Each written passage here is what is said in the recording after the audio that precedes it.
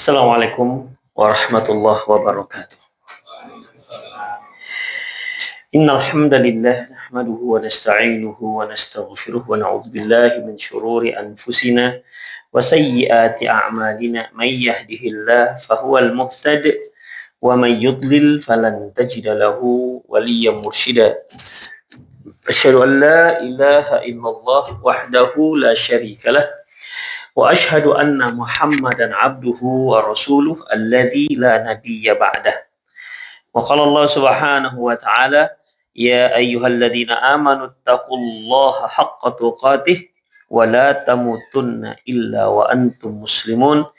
Ya ayyuhalladzina amanu taqullaha wa qulu qawlan sadida yuslih lakum a'malakum wa yaghfir lakum dhunubakum wa man yuti'illaha wa rasulahu faqad faza fawzan 'azima.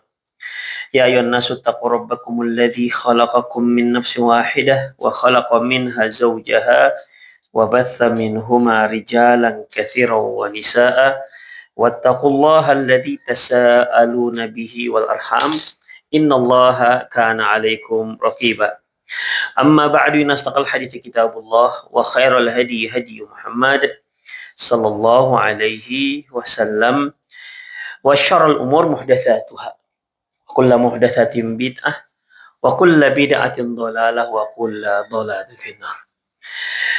Ikhwah wa akhwat azallahu wa iyyakum. Ada akhwatnya kan? Ikhwati wa akhwat azallahu wa iyyakum. Alhamdulillah Allah Subhanahu wa taala masih memberikan kita keteguhan untuk hadir di jam yang cocoknya tidur. Ya kan? Sebentar lagi juga ada yang sebenarnya ada tidur ini. Insya Allah, tapi insya Allah enggak. Ya, nanti kalau yang ada yang tidur saya bangun nih, jangan khawatir. Coba tidur sekarang, silakan. Ikhwah rahimanallah wa iyyakum. Masya Allah, ini memang waktu yang rentan untuk belajar, rentan ngantuk.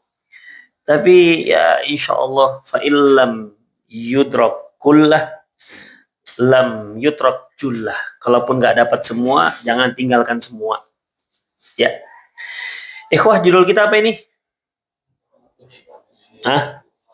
Penyebab rapuhnya iman. Ikhwah rahimanallah wa iyyakum. Mungkin satu kaedah ataupun prinsip yang sudah sering-seringlah kita dengar, bahwasanya ahli sunnah wal jamaah menyatakan bahwasanya al-imanu yazid wa yanqus. Iman itu bertambah dan juga bisa berkurang. Yazidu bi ta'atir rahman. Dia akan bertambah dengan mentaati Allah ar-Rahman. Wa yanqusu bi ta'atis syaitan. Dan dia akan berkurang karena mentaati syaitan. Dengan artian berkurang di sini imannya berarti dia tidak kokoh alias rapuh. Mengenai tambah dan tidaknya iman ini bukan hanya sekedar omon-omon belaka, tapi memang dia disebutkan dalam banyak, baik dalam Al-Quran maupun dalam hadis Nabi Shallallahu Alaihi Wasallam. Di antaranya firman Allah Subhanahu Wa Taala dalam soal Fatah ayat 4, wa ma zadahum imanan wa yazdadu imanan ma'a imanihim. Agar bertambahlah keimanan mereka di samping keimanan yang sudah ada. Berarti ikhwah, tadinya sudah ada iman, kemudian dengan satu ketaatan ini bertambahlah keimanan dengan keimanan yang sudah ada. Ya, demikian juga Allah Subhanahu wa taala firman, wa idza tutla 'alaihim ayatuna zadathum imana. Apabila dibacakan ayat kami maka bertambahlah keimanannya. Dan terlalu banyak ayat-ayat yang menyebutkan kalau iman itu bisa bertambah. Tayyib, kalau berkurang? Ikhwah, logisnya kalau berita ataupun cerita tentang bertambah, berarti dia juga akan bisa berkurang. Ya, karena sebagaimana dalam sebuah hadis bahwasanya iman itu kan dia bertingkat-tingkat. Bertingkat-tingkat. Berarti semakin ke atas tingkatnya itu ini semakin kuat dia, semakin ke bawah tingkatnya semakin lemah. Sebagaimana sabda Nabi Shallallahu Alaihi Wasallam, al-imanu bid'u wa sab'una syu'bah. Iman itu sekitar 70-an sekian cabang. Fa'ala kalimatul la ilaha illallah. Yang tertinggi yaitu kalimat la ilaha illallah. Bang, sini aja bang. Sini, biar nggak ngalangi. Ya, saya panitia di Medan masalahnya, ngatur-ngatur duduk orang. Makanya, aduh ini nggak bisa ini. Nah, gitu kira-kira. Apa tadi? Panitia? Bukan, sebelumnya. Iya, fa'ala qaulu la ilaha illallah. Yang paling tinggi itu adalah kalimat la ilaha illallah. Fa'adnaha, yang paling rendah imatatul adza 'anit thariq. Menyingkirkan gangguan dari jalan. Apa saja yang mengganggu pengguna jalan, kalau kita singkirkan dari jalan itu iman yang paling rendah. Kita lihat batu tengah jalan tuh, menurut scan kita, kan kita ini punya scan. Kita lihat, kita scan nih. Kalau dia cerdas, dia akan katakan, ini cerdas dan beriman ya. Ini mengganggu orang jalan, bisa berbahaya begini. Akhirnya dia akan menyingkirkan. Kemudian cerdas kurang beriman. Dilihatnya ini mengganggu. Ini this is not my business katanya. Ya, ini bukan urusanku. Mau celaka lah, yang penting bukan aku. Tapi dia tahu itu adalah sebuah keimanan. Demikian ikhwah, ya. Ada yang lebih parah, nggak beriman juga dia. Apa itu? Dia yang meletakkan gangguan itu. Demikian ikhwah rahimanallahu wa iyyakum. Makanya ada sebuah hadis yang menyatakan bahwasanya ittaqul la'inain.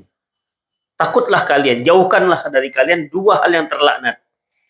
Yaitu al-baraz fi qari'ati tariq wa fi dhillin nas, yaitu buang air di tempat jalan umum. Jalan umum ini tidak harus besar, tidak harus tempat mobil. Pokoknya yang biasa orang, apakah biasa orang lewat-lewat pakai jalan kaki, apakah dia jalan tikus, jalan kucing, jalan kambing, jalan gajah, terserah. Artinya yang jelas itu tempat orang yang biasa melintas. Kalau ada yang buang air kecil di situ, baik langsung maupun tidak langsung. Tidak langsung gimana misalnya? Buang pempes di situ, pempes kotor anaknya, ya. Kemudian buang air besar atau air kecil di tempat orang berteduh. Pohon, misalnya pohon-pohon yang di pinggir jalan. Itu kan umumnya pohon pinggir jalan itu pohon tempat orang berteduh. Kalau pohon di tengah hutan, terserahlah mau ngapain di situ. Atau di halte misalnya. Halte, ya. Halte itu tempat apa, Pak?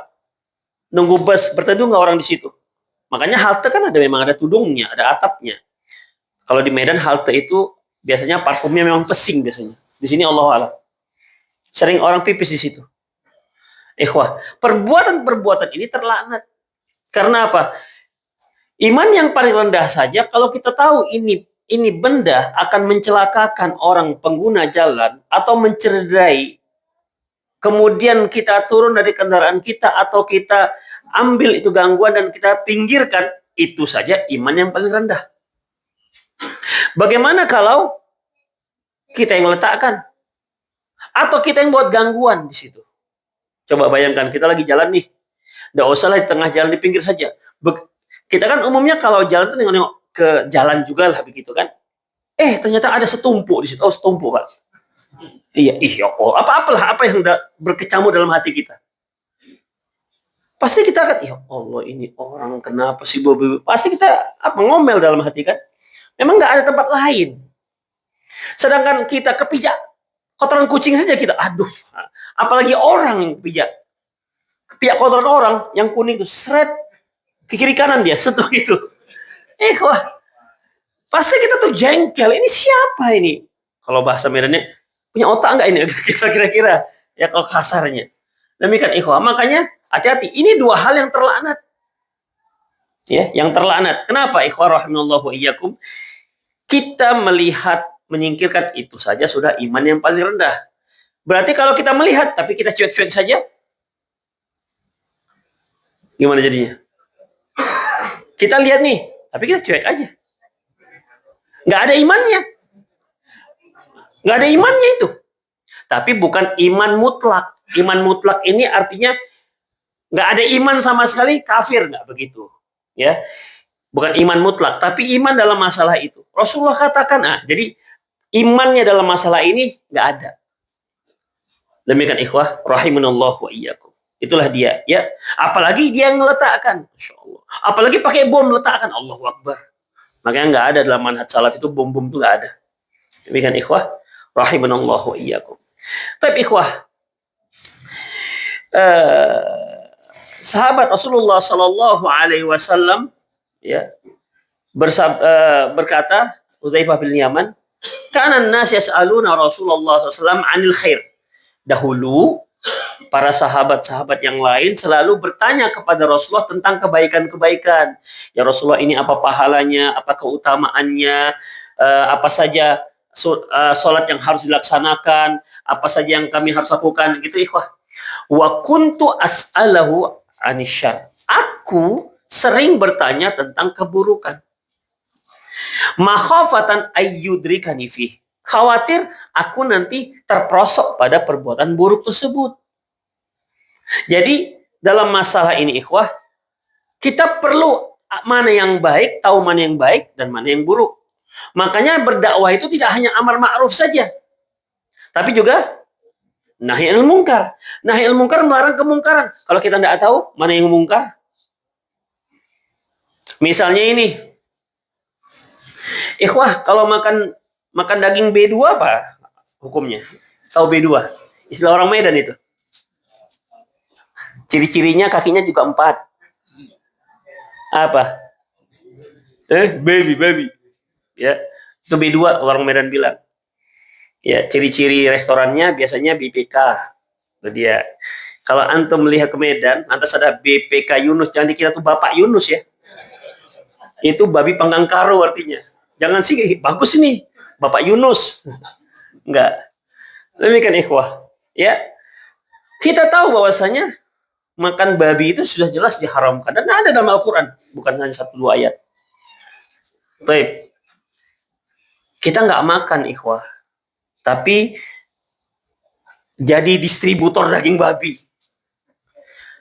Distributor tunggal daging babi daerah Karawaci dan sekitarnya. Misalnya begitu. Gimana kira-kira hukumnya? Kita nggak ada makan. Oh, jangan kita lah ya, jangan kita. Ya, ini distributornya nggak ada makan sama sekali, haram. Ayat mengharamkan haram. Hadis mengatakan haram. Dia nggak makan, tapi dia jadi distributor tunggal. Apa hukumnya? Bagi yang nggak paham, ya, bagi yang nggak paham, mungkin dia nyari klien. Ayolah, ini untuk daerah apa namanya, daerah sini belum ada ini klien saya, gitu kan. Jadi reseller, jadi reseller dia. Demikian ikhwah. Jadi daging babi freeze, gitu dia, freezer. Demikian ikhwah. Biasanya kan lumpia freezer, gitu kan. Sekarang babi freezer. Jadi ikhwah, mungkin dia nggak tahu. Kita yang tahu, jangan diam. Itu ikhwah. Jadi kita tahu kebaikan dan kita juga harus tahu keburukan. Supaya kebaikan ini bisa kita laksanakan, keburukan bisa kita jauhi. Rasulullah mengatakan, innallaha idza harrama syai' harrama samanahu. Allah itu jika mengharamkan sesuatu, maka diharamkan juga hasil jual belinya. Demikian ikhwah. Diharamkan juga hasil jual belinya. Apa, ada gempa ya? Oh, pintu akhwat. Iya, berarti perlu diminyain itu. Merawat apa harta kaum muslimin kan? Ya. Tapi ikhwah rahimanallah wa iyyakum. Allah itu kalau Allah mengharamkan sesuatu, haram juga hasil jualannya. Gak dibolehkan. Tapi apa hukum emas bagi laki-laki? Haram kan? Haram. Terus kalau laki-laki jual emas? Tapi tadi kalau diharamkan, haram juga jual belinya. Hanya dipakai saja. Kalau dia nggak dipakai, saya punya rantai nih, rantai emas, tapi nggak saya pakai. Boleh nggak? Ya boleh, nggak ada masalah. Karena haramnya itu dipakai, bukan dimakan. Ya, karena haramnya itu dipakai. Oleh karena itu, boleh laki-laki jual jual beli emas. Asalkan bukan dipakai oleh dia. Itu namanya ada dua, al-haram lidzatihi, haram dikarenakan zatnya. Yang kedua, al-haram li ghairihi, haram dikarenakan selainnya. Kalau babi kan sudah jelas tuh, haram dengan zatnya haram. Apalagi? Cuma satu aja di dunia ini yang haram. Babi aja.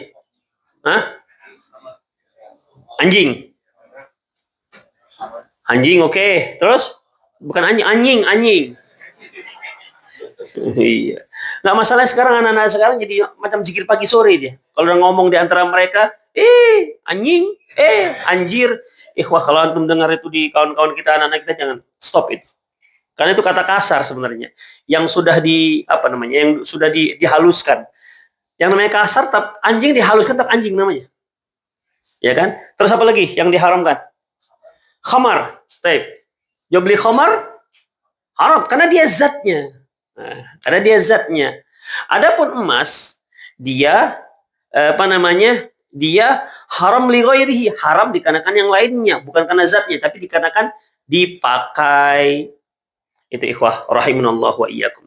Baik, kita kembali kepada tema kita. Pentingnya kita mengetahui apa yang dilarang dan apa yang diperintahkan. Demikian. Aku, kata Hudzaifah bin Yaman radhiyallahu anhu, aku bertanya banyak masalah yang dilarang, dilarang. Ya, keburukan. Karena khawatir aku nanti jatuh pada keburukan tersebut. Oleh karena itu kita juga sangat perlu mengetahui apa saja faktor-faktor yang dapat merapuhkan teman-teman, yang merapuhkan keimanan kita, yang dapat mengurangi teman-teman kita, mengurangi iman-iman kita. Ikhwah, perhatikan. Kalau tadi prinsip ahli sunnah wal jamaah, al-imanu yazidu wa yanqus. Iman itu bisa bertambah dan bisa berkurang. Yazidu bi ta'atir rahman wa yanqusu bi ta'atis syaitan. Bisa bertambah dengan mentaati Allah dan bisa berkurang dengan mentaati syaitan. Kalau mentaati syaitan ini dosa apa enggak? Belum tentu dosa. Misalnya ikhwah, kita biasanya sholat tahajud, tiba-tiba karena acara bola aja kan, bola dunia, World Cup. Udah, karena habis malam itu nonton bola, misalnya ada tandingan bola malam ada. Nah, saya nggak tahu masalahnya, nggak tahu semua. Tapi karena biasa nonton bola, akhirnya tersitalah waktu untuk bola itu pengganti tahajud, karena begitu kan? Ikhwah, hukum sholat tahajud apa? Sunnah. Jadwal tahajud diganti nonton bola. Kira-kira bertambah atau berkurang keimanannya? Kurang. Tapi tahajud yang ditinggalkan tahajud. Tahajud itu sunnah. Kenapa berkurang?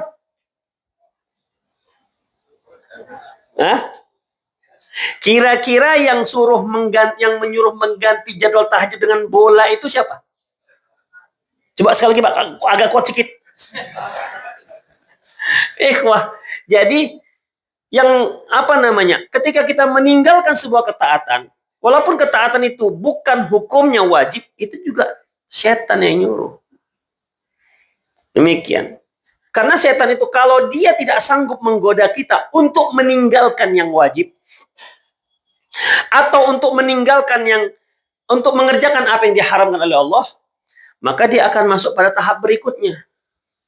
Saya berikan contoh lah ini. Misalnya, ketika antum mau pergi ngaji di sini, ada nggak halangan di dalam hati? Apa itu Pak? Ngantuk. Alah, pada zuhur pula. Macam nggak ada waktu lain. Gitu kira-kira kan? Kalau komentar orang Medan kan gitu. Kenapa pula waktu zuhur? Macam nggak ada waktu lain. Ya kan? Akhirnya ikhwah rahimanallah wa iyyakum. Alah, enggak lah, sekali-sekalinya ini perkenalan dengan Ustaz dari Medan. Itu kira-kira gitulah kan. Baik, ikhwah, azinallahu wa iyyakum. Akhirnya bagaimana? Adalah tetap ngaji. Kan nggak berhasil tuh setan menghalangi kita supaya pergi ngaji. Terus ketika dia nggak berhasil menghalang-halangi, kira-kira dia biarkan kita? Udahlah, udah kalah saya, udah biar aja. Begitu. Oh enggak, dibayangin terus. Udah. Ternyata dia orang pertama datang. Setan bisikan, memang bapak yang paling soleh daerah Karawaci ini. Betul juga sih, memang selalu kalau ngaji saya duluan yang hadir ini. Memang soleh kali awaknya. Orang nggak ada muji, dia muji sendiri. Ujub kan? Ujub. Laula tadnibun la akhafu ma akhafu alaikum fahuwa al-ujubu. Al-ujubu.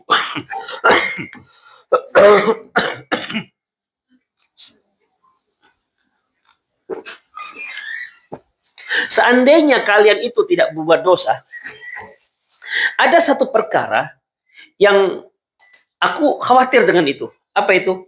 Ujub dengan diri sendiri, kagum dengan diri sendiri. Kan biasanya kita kagum dengan diri orang. Tapi ini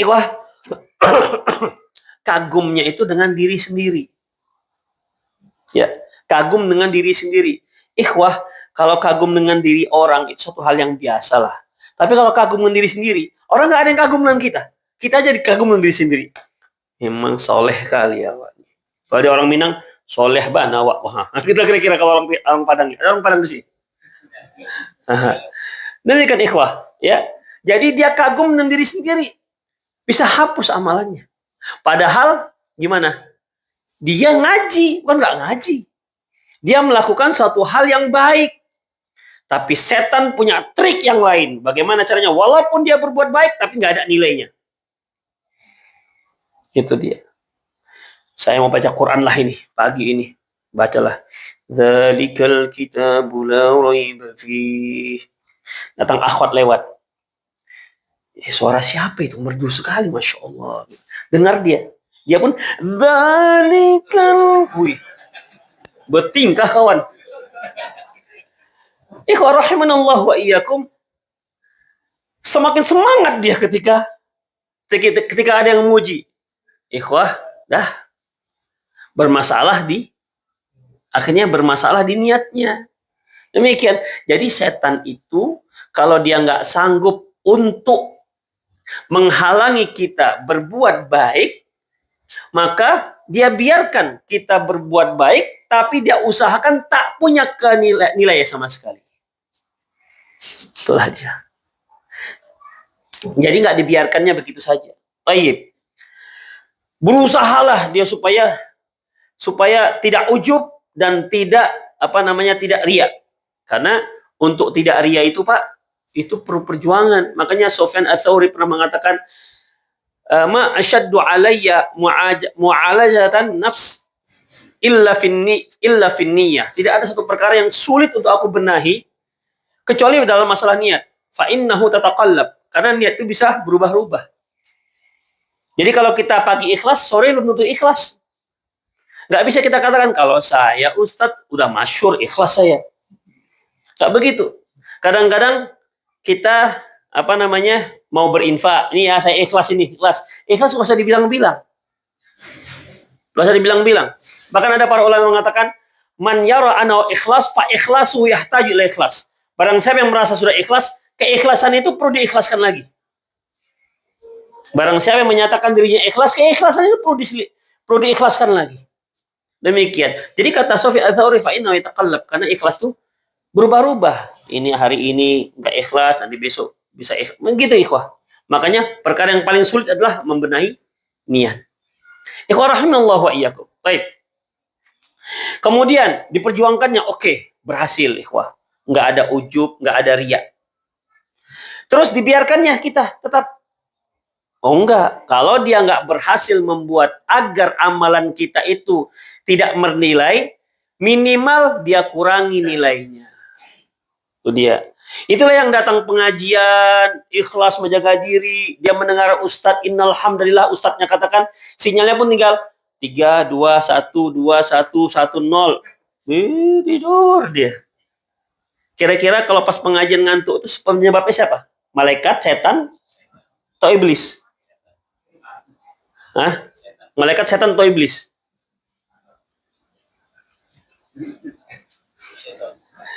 Bukan iblis. Hah? Ikhwah, itu setan, iblis yang yang penyebabnya. Itu ikhwah. Ya, kalau mengantuk itu dari Allah hanya satu disebutkan, Allahu a'lam. Ketika berperang, ketika berhadapan dengan musuh, kemudian kita ngantuk. Itu ikhwah.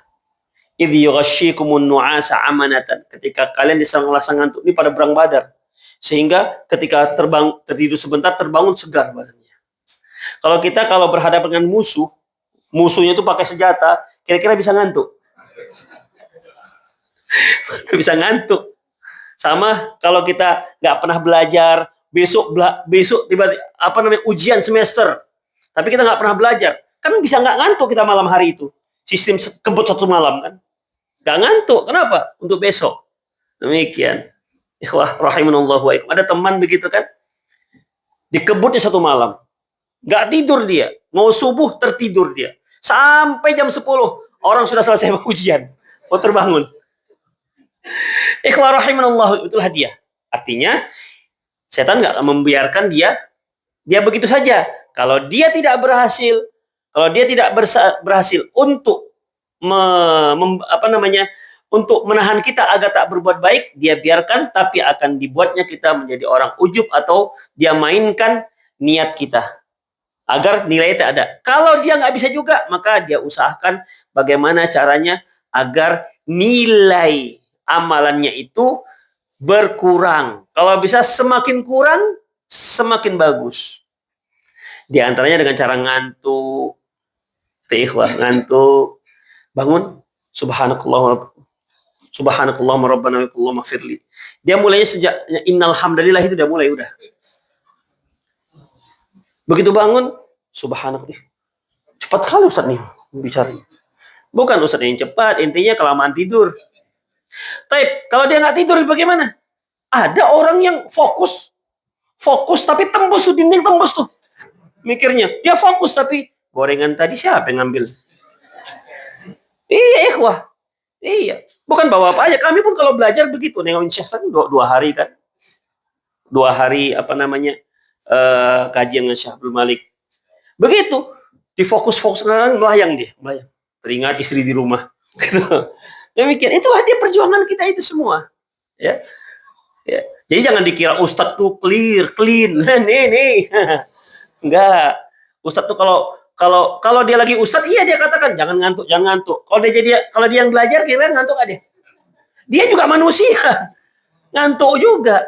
Demikian ikhwah. Ya, jadi tapi nggak mungkin lah ketika dia jadi dai, Pak, kalau ngaji nggak apa-apa ngantuk, kan nggak mungkin ikhwah. Ya, jadi ikhwah rahimallahu wa iyyakum. Itulah dia. Jadi hal-hal ikhwah, ya, hal-hal yang yang perlu kita ketahui untuk agar jangan sampai iman kita menjadi rapuh. Sekarang kita masuk saja. Ikhwah rahimanallahu wa iyyakum. Apa penyebab rapuhnya iman? Bahkan rapuhnya membuat iman menjadi hilang. Dia adalah kekufuran dan kesyirikan. Ini yang paling berbahaya. Di muka bumi ini dosa yang paling berbahaya. Makanya dakwah salaf yang paling diguncangnya pertama adalah masalah tauhid. Karena kalau seorang berbuat baik sana, baik sini, kemudian dia mensekutukan Allah. Ikhwah, kezoliman itu lebih besar dibandingkan kezoliman yang lain. Dia menzolimi Allah dengan cara mensekutukan Allah, itu lebih besar dosanya ketimbang dia membunuh ribuan orang. Ya. Ikhwah rahimanallahu wa iyyakum. Makanya Luqmanul Hakim memberikan nasihat kepada anaknya, ya bunayya la tusyrik billah, inna syirka la zulmun azim. Wahai ananda, jangan mensekutukan Allah, karena sesungguhnya kesyirikan itu kezaliman yang sangat besar. Tidak ada kezaliman yang lebih parah dibandingkan syirik, yang menyebabkan dia kafir, keluar dari Islam, menyebabkan dia murtad. Semua kebaikan akan dikalikan dengan 0. N kali 0. N sama dengan perbuatan baik. Dikalikan 0. Bilangan apa saja kalau dikalikan 0? 0. Dia berbakti pada orang tua, membagi-bagikan hartanya, sholat segala macam, semua lah pokoknya dia lakukan. Tapi satu hal yang nggak ditinggalkan, kesyirikan. Ketika dia lakukan kesyirikan, disadari atau nggak disadari, ikhwah rahimallahu wa iyyakum, atau umumnya disadari lah. ya, maka nilainya menjadi 0. Nilai menjadi 0, kan sangat disayangkan. Wa qadimna ila ma 'amilu min 'amalin. Kami tayangkan nanti di hari akhir, kami tayangkan semua amal-amal kebaikannya. Faja'alnahu haba'an manthura, kami jadikan dia bagian haba manthura. Haba itu kalau kita ada ruangan masuk cahaya matahari, ada benang-benang tipis itu, Pak, yang melayang, dia tidak turun-turun. Seperti tidak ada beratnya. Itu dia haba. Sementara kita nanti di hari akhirat, amalan-amalan kebaikan kita ingin agar dia punya berat, kan? Supaya dia menjadi lebih berat dibandingkan kesalahan-kesalahan kita, dosa kita. Kita ingin agar pahala kita, kebaikan kita lebih berat dibandingkan dosa kita. Karena nggak ada manusia nggak punya dosa. Kalau sudah seperti itu, harapannya Allah masukkan kita ke surga dengan rahmatnya. Itulah harapan kita. Tapi kalau sekian amalan yang kita lakukan, ternyata ketika ditimbang, tidak ada berat sama sekali. Kita perasaannya banyak melakukan amalan, lupa kalau rupanya dia telah melakukan kesyirikan kepada Allah Subhanahu wa taala. Faja'alna haba'an mansura. Kami jadikan dia bagaikan debu yang berterbangan, haba yang berterbangan. Tak ada berat sama sekali. Makanya ikhwah rahimanallahu wa iyyakum, perbuatan syirik merupakan perbuatan yang sangat diwanti-wanti. Saja awal seluruh rasul itu mewanti-wanti kesyirikan, karena ini akan merusak citra manusia, bahkan membuat manusia tak ada nilainya sama sekali di sisi Allah Subhanahu wa taala, dan tempatnya di neraka jahanam kekal selamanya. Makanya sangat berbahaya. Wa ma yu'minu aktsaruhum billahi illa wa hum musyrikun. Berapa banyak orang mereka itu macamnya beriman kepada Allah, tapi sebenarnya mereka berbuat syirik. Itu yang pertama, ikhwah. Yang kedua, ya kalau syirik ini habis iman kita dibuatnya, dikikisnya habis. Ya. Yang kedua yaitu maksiat. Maksiat ini ada tingkatan-tingkatannya. Secara umum yaitu ada dosa besar, ada dosa kecil. Dosa besar itu pun ada tingkatan-tingkatannya. Seperti mencuri. Apa hukum mencuri, Pak? Makruh. Nah, hukum mencuri apa, ibu-ibu? Makruh. Oh, nggak tahu ibu-ibu hukum mencuri ya? Enggak. Ibu-ibu kalau pas lagi nyuci baju celana suami, begitu periksa kantong suami, ada duit gopek misalnya. Dipulangkan nggak, Bu? Oh, betul. Hah? Hanya gopek 500 ya? Iya juga, jujur kali ibu-ibu ini. Gopek 1000. Demikian ikhwah. Mencuri hukumnya jelas, hukumnya dosa. Dosa kecil, dosa besar. Dosa besar. Kenapa dosa besar? Cirinya yaitu ada hukuman potong tangan. Itu ciri di antara salah satu ciri dosa besar. Baik. Mencuri dosa besar. Mencuri barang tetangga lebih besar lagi. Lebih besar lagi, ikhwah. Si A mencuri barang-barang tetangga, kampung seberang, dibandingkan dia mencuri barang-barang ataupun hak-hak milik tetangganya, lebih besar dosanya. Dia dosa besar, tapi lebih besar dosanya. Semakin dekat dengan dia. Kalau begitu, mencuri uang suami, gimana? Ini ibu-ibu kita tanya ini. Ibu-ibu ada ya? Ibu ada dengar suara saya? Oke. Berarti ibu, mana lebih besar dosa? Mencuri uang suami atau mencuri uang tetangga? Wih, Masya Allah, solehat. Demikian ikhwah. Jadi dalam masalah ini, dia dosa besar tapi bertingkat. Bertingkat. Sama dengan perzinahan. Berzina dengan orang yang jauh sana, dibandingkan dengan berzina dengan tetangga, itu lebih besar. Perbandingannya, kalau saya tidak salah, 16 atau 10 orang.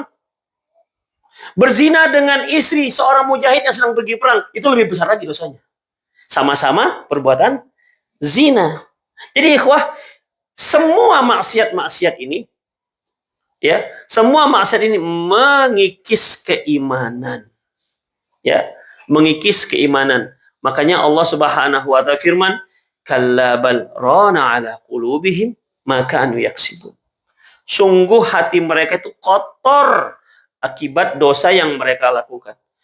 Rasulullah sallallahu alaihi wasallam bersabda, Innal 'abda idza adznaba dzamban nakata naqtatan sauda fi qalbihi. Seorang hamba itu apabila dia itu berbuat dosa, maka akan muncul satu bintik hitam di hatinya. Wa inta basakula. Kalau dia tobat, maka hilanglah bintik hitamnya. Fa in zadat zadat. Kalau bertambah, bertambahlah bintik-bintik hitamnya. Kalau sudah bertambah tak bertobat-tobat juga, maka hati akan semakin hitam. Kalau sudah hati menghitam, dia bisa menjadi keras. Hati ini, para ikhwah sekalian rahimallahu, kalau kita tidak perhatikan, kita biarkan, kita kotori dengan dosa demi dosa, maka dia menjadi keras.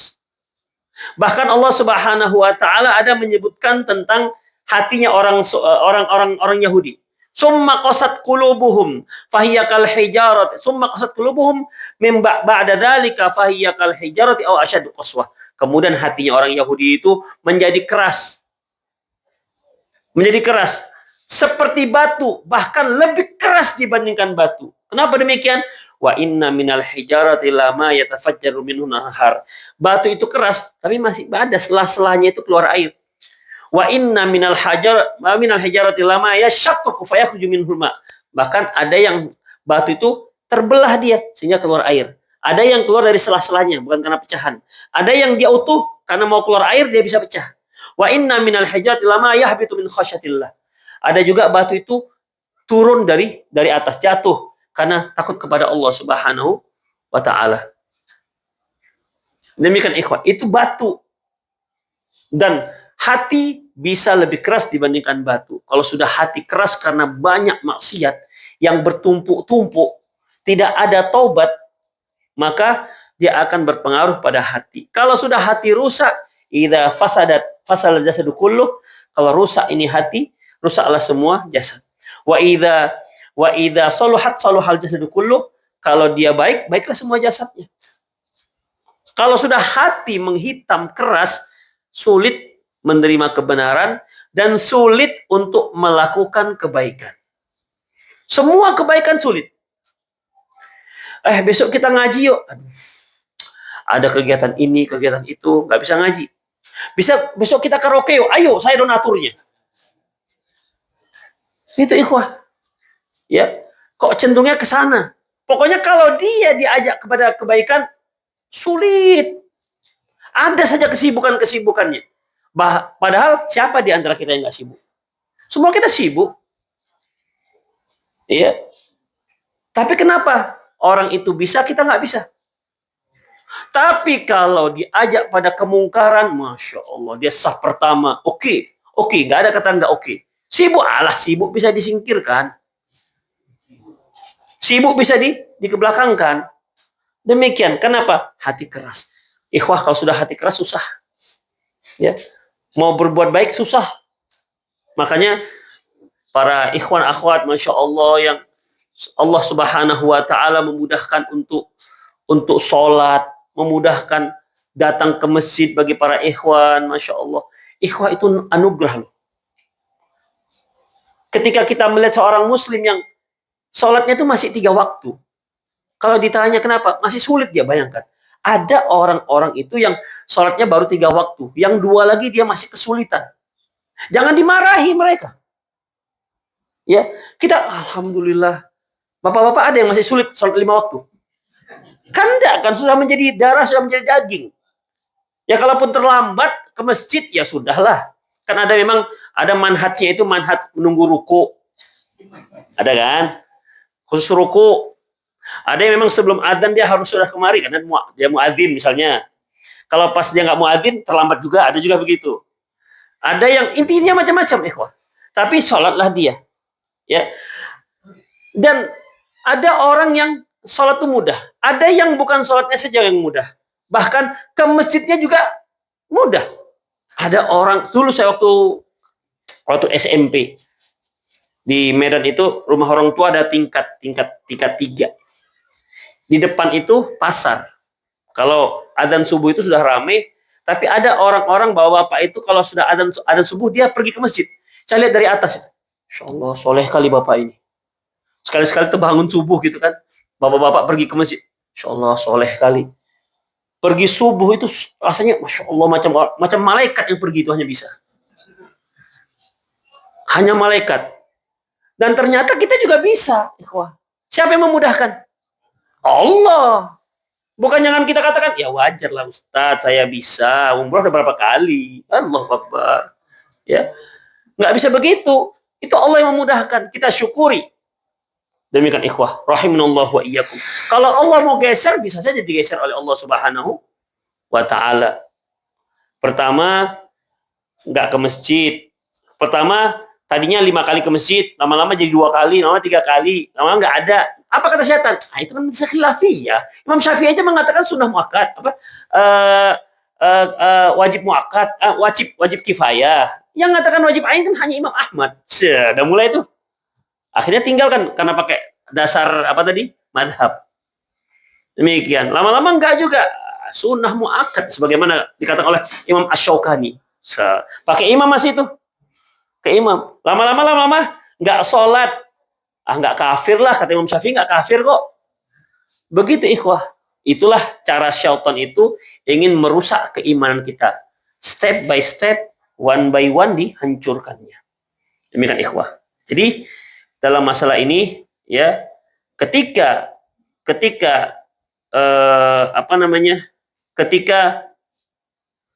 maksiat terjadi, maka itu akan merusak keimanan kita. Bapak terasa panas?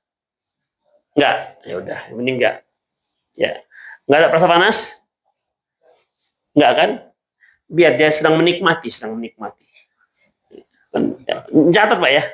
Catat kan? Iya. Demikian ikhwah, rahimanallah wa iyyakum. Itu yang pertama ikhwah, yaitu kemaksiatan. Ya, kemaksiatan. Ikhwah, rahimanallah, itu yang pertama. Yang kedua apa lagi ikhwah? Yang ketiga, yang pertama tadi apa? Oh, yang ketiga, oke. Yang ketiga ikhwah, at-taswif. Taswif itu nanti. Menunda-nunda. Ya. Kita masih ada nggak menunda-nunda? Ya masih ikhwah, terutama kalau mau sholat ke masjid kan, adzan, oh, nantilah belum qomat. Nah, kita kira-kira qomat sudah belum ruku. Kira-kira gitulah ikhwah. Ya. Jadi kalimat menanti-nanti, at-taswif nantilah ikhwah, itu juga salah satu cara syaitan untuk melumpuhkan keimanan kita. Tapi kan kalimat nanti ini artinya masih ada keinginan untuk dilakukan, bukan nggak ada. Masih ada. Kalau maksiat tadi kan memang suatu hal yang dilarang. Ini enggak. Ada keinginan untuk berbuat baik, tapi nanti. Tunggu dulu. Itu ikhwah. Ya, tunggu dulu. Tapi kalau rahimallahu wa iyyakum. Rasulullah sallallahu alaihi wasallam menyatakan, irtanim khamsan qabla khamsin. Manfaatkan 5 sebelum 5. Syababaka qabla haramik. Masa muda sebelum masa tua. Apa istimewanya masa muda, ikhwah? Ikhwah, saya tanya ini, mana lebih besar pahalanya anak muda yang rajin ibadah atau kakek-kakek atau bapak orang tua yang rajin ibadah? Kenapa? Hah? Anak muda itu banyak cita-cita, masih kepingin main bola. Kakek-kakek mana kepingin main bola? Paling dia nengokin bola. Kalau dia memang hobi bola. Kalau anak muda, Masya Allah, dia punya cita-cita, kepingin punya ini, punya itu, kepingin punya istri, kepingin punya istri 1, 2, 3, itu kan anak muda. Kalau sudah tua, yang satu aja repot dibuatnya, gitu kira-kira ikhwah. Punya banyak keinginan, punya cita-cita, dan syahwatnya masih bergelora, keinginannya masih banyak. Makanya banyak hal yang membuat dia meninggalkan, faktor yang meninggalkan kebaikan tersebut. Makanya Allah Subhanahu wa taala memberikan pujian kepada Nabi Yusuf alaihissalam ketika dia berhasil menghindari godaan Zulaikha. Itu ikhwah. Ketika berhasil menghindari godaan Zulaikha. Ikhwah, banyak faktor yang sebenarnya yang membuat Nabi Yusuf seharusnya dia terjerumus. Pertama, dia masih muda. Kalau Zulaikha itu menggoda orang tua, iya kan? orang tua. Nah, jangan saya nak digoda. Awak nggak bisa apa-apa lagi, tinggal gitu aja udah. Demikian. Tapi kalau anak muda, main saja oke kan gitu. Kemudian apa lagi ikhwah? Dia yang menggoda ini Zulaikha, wanita tercantik se-Mesir, bukan kaleng-kaleng. Demikian. Dan wanita tercantik pun bukan orang miskin, istri pejabat. Istri pejabat kan ikhwah, skincare-nya mahal. Bisa-bisa krim tahajudnya mungkin sekian juta. Itu masih tahajud, belum lagi duhanya, belum lagi asarnya. Tapi kan ikhwah, makanya kan ini udah lama itu, kalau mau ngaji ini lama. Sampai wajahnya itu kalau bisa menjadi merah jambu. Demikian. Kalau mak kita dulu iyalah pakai obat dingin, berak dingin, tahu berak dingin Pak? Yang dijemur di tampah itu yang buat bulat, nanti kalau pakai taruh air baru pakai topeng deh jadinya. Mama sekarang nggak gitu. Skincare-nya mahal-mahal. Tapi kan ikhwah, rahimanallahu wa iyyakum. Makanya wajahnya tuh bersih, mengkilau, lehernya yang gelap. Ikhwah rahimanallahu wa iyyakum. Ya. Ini istri pejabat. Istri pejabat. Konon ceritanya bahkan suaminya belum menyentuh dia karena suaminya impoten. Ada yang mengatakan begitu, tapi Bani Israiliyat. Itu ikhwah rahimanallahu. Yang menggoda dia wanita tercantik se-Mesir. Kemudian yang ngerayu bukan Nabi Yusuf, tapi dianya yang ngajak. Kemudian dia yang ngajak ke kamar.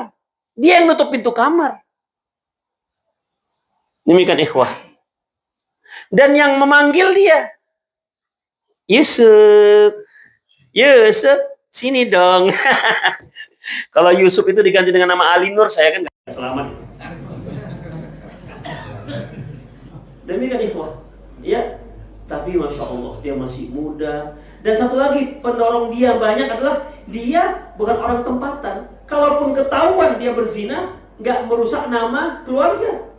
Makanya umumnya yang maling-maling itu kan dia malingnya di kampung lain. Kalaupun kedapatan, nggak tahu orang warga setempat. Coba yang dicuri tetangga sebelah, ketahuan lagi, Allah malingnya.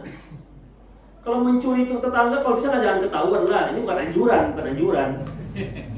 Demikian ikhwah. Jadi kenapa ikhwah rahimahullah wa iyyakum, syababaka qabla haramik.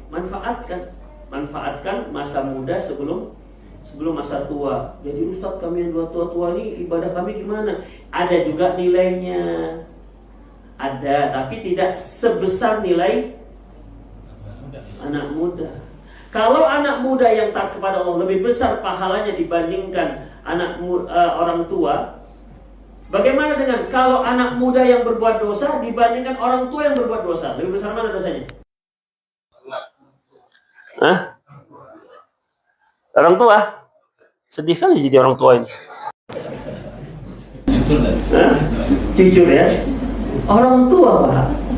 Ya. Umumnya kalau orang yang yang menyimpang, yang banyak buat dosa, umumnya anak muda. Ketika dia tua, dia tobat. Makanya kan preman-preman gitu kan.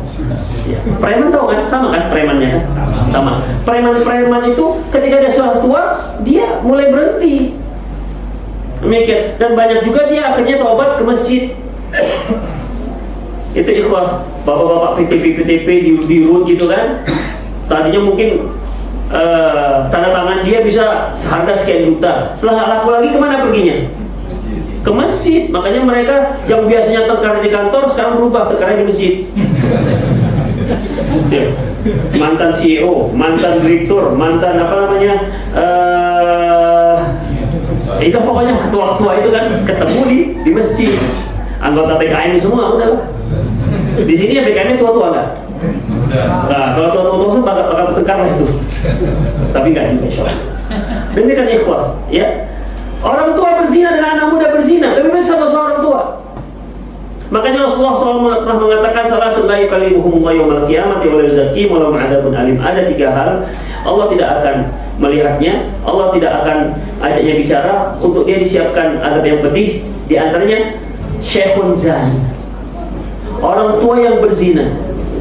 Anak muda berzina kita nggak katakan wajar ya, tapi dia punya tenaga, dia punya syahwat. Orang tua yang berzina, apa modal dia? Obat. Iya, pasak bumi itu yang di obatnya. Sudah bahasa orang Minang dah cingkuak, gini aja udah, nggak ada teman-teman lain. Harus pakai kasih obat biar bisa jadi lurus dia. Berarti kan parah. Kalau begitu udahlah, ngapain lagi berzina? Demi kan udah nggak ada tenaga. Itu kan menandakan memang sudah jadi tobiat buruknya itu. Sehingga dia masih gemar berzina walaupun harus disorong-sorong pakai obat. Anak muda nggak disorong-sorong pakai obat, tengok aja dah, udah selesai. Demikian ikhwah, ya, rahimanallah wa iyyakum. Makanya marah Allah.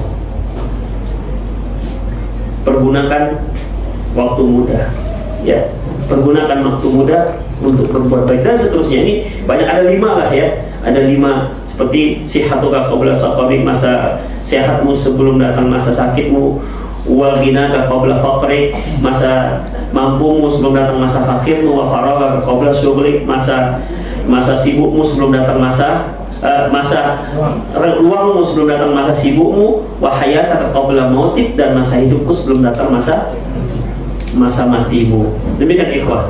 Ini yang kita sering tunda. Anak muda, kapan mau sholat? Nantilah, masih 20. Iya, masih 20.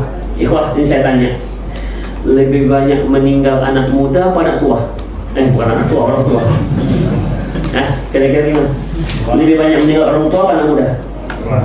Orang tua. Sepakat? Oke, saya tidak analisanya. Ikhwah, kalau kita berkumpul di hari raya dengan famili-famili, kerabat-kerabat, lebih banyak anak muda atau orang tua? Lebih banyak orang tua. Orang tua yang kita maksud ya 65 ke atas gitu. Lebih banyak anak muda yang ngumpul atau orang tua? Anak muda. Dulu letting-lettingnya yang tua atau letting? Iya, seangkatan, selevel letting, ini pas mainan tuh. Ya. Satu levelnya orang tua itu cuma segitu aja dulu waktu mereka masih muda. Misalnya nih, yang tua tinggal 2. Apa dulu mereka ketika masih muda memang dari muda dia 2 aja sampai tua? Banyak kan?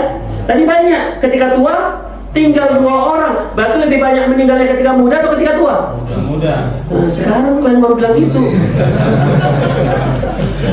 Mikir, lebih banyak anak muda yang meninggal dibanding orang tua. Memang Rasul pernah katakan, a'mar ummati ma baina 60 wa 70, usia umatku antara 60-70. Ya, tapi banyak kalau kita presentasikan yang banyak meninggal itu di saat muda. Buktinya ketika yang tua sedikit. Berarti satu generasi dia itu sudah meninggal sebelumnya. Nah, anak-anak muda yang banyak ini nanti mungkin 40 tahun yang akan datang itu sudah sedikit. Karena yang banyak nanti sudah meninggal duluan. Itulah ikhwah, setan akan menipu. Kapan mau sholat? Ditengoknya bapak ini ada 2 orang kakek-kakek 65 masih hidup. Saya juga lebih kurang begitulah. Nanti adalah sholatnya. Begitu ditipu oleh syaitan. Satu orang yang Allah panjangkan usianya tertipu sekampung. Mereka kira usia mereka pasti seperti itu juga. Padahal belum tentu.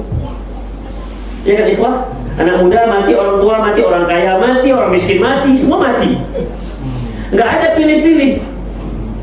Demikian ikhwah, rahimanallah wa iyyakum.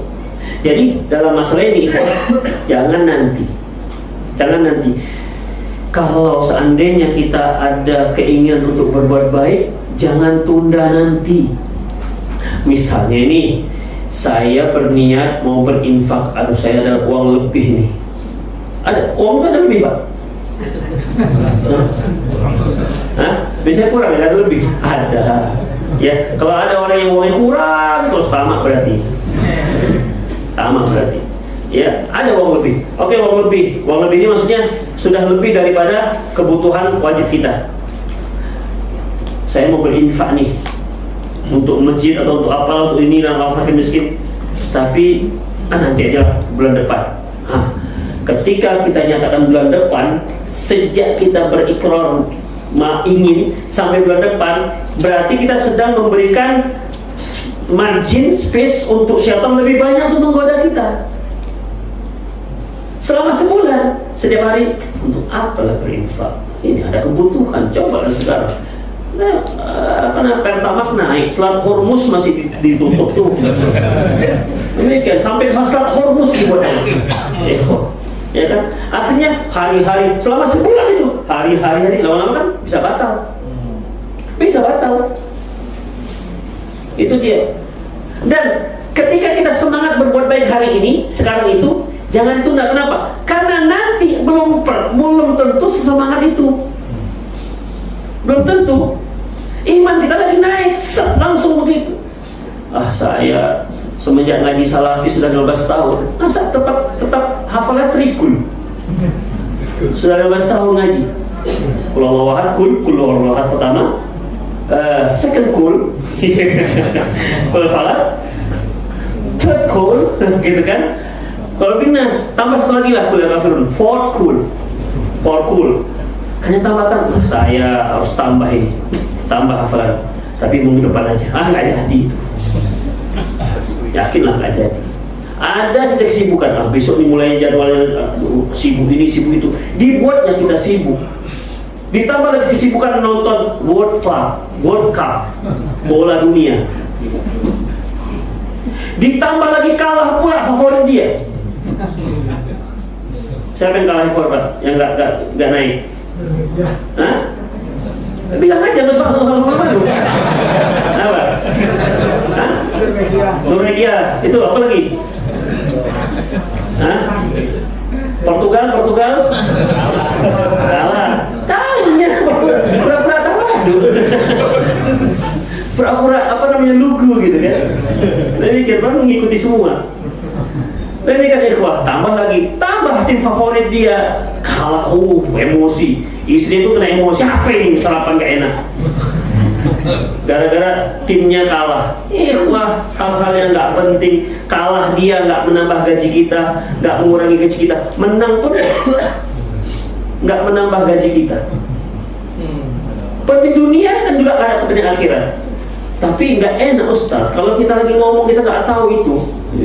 Kemarin Portugal gini kalah dengan siapa? Ngaku aja lah kalian bilang. Pak.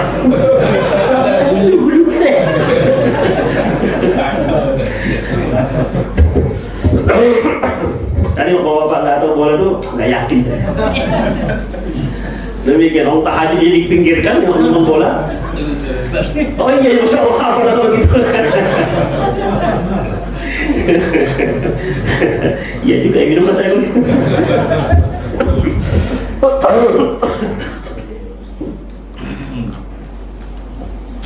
Tapi ikhwah rahimanallah wa iyyakum. Ya, jadi dalam masalah ini ikhwah rahimanallah wa iyyakum, jangan kasih kendur. Orang bilang gitu, jangan kasih kendur, Mas. Bang, jangan kasih kendur. Artinya kalau kita sedang semangat apa ini?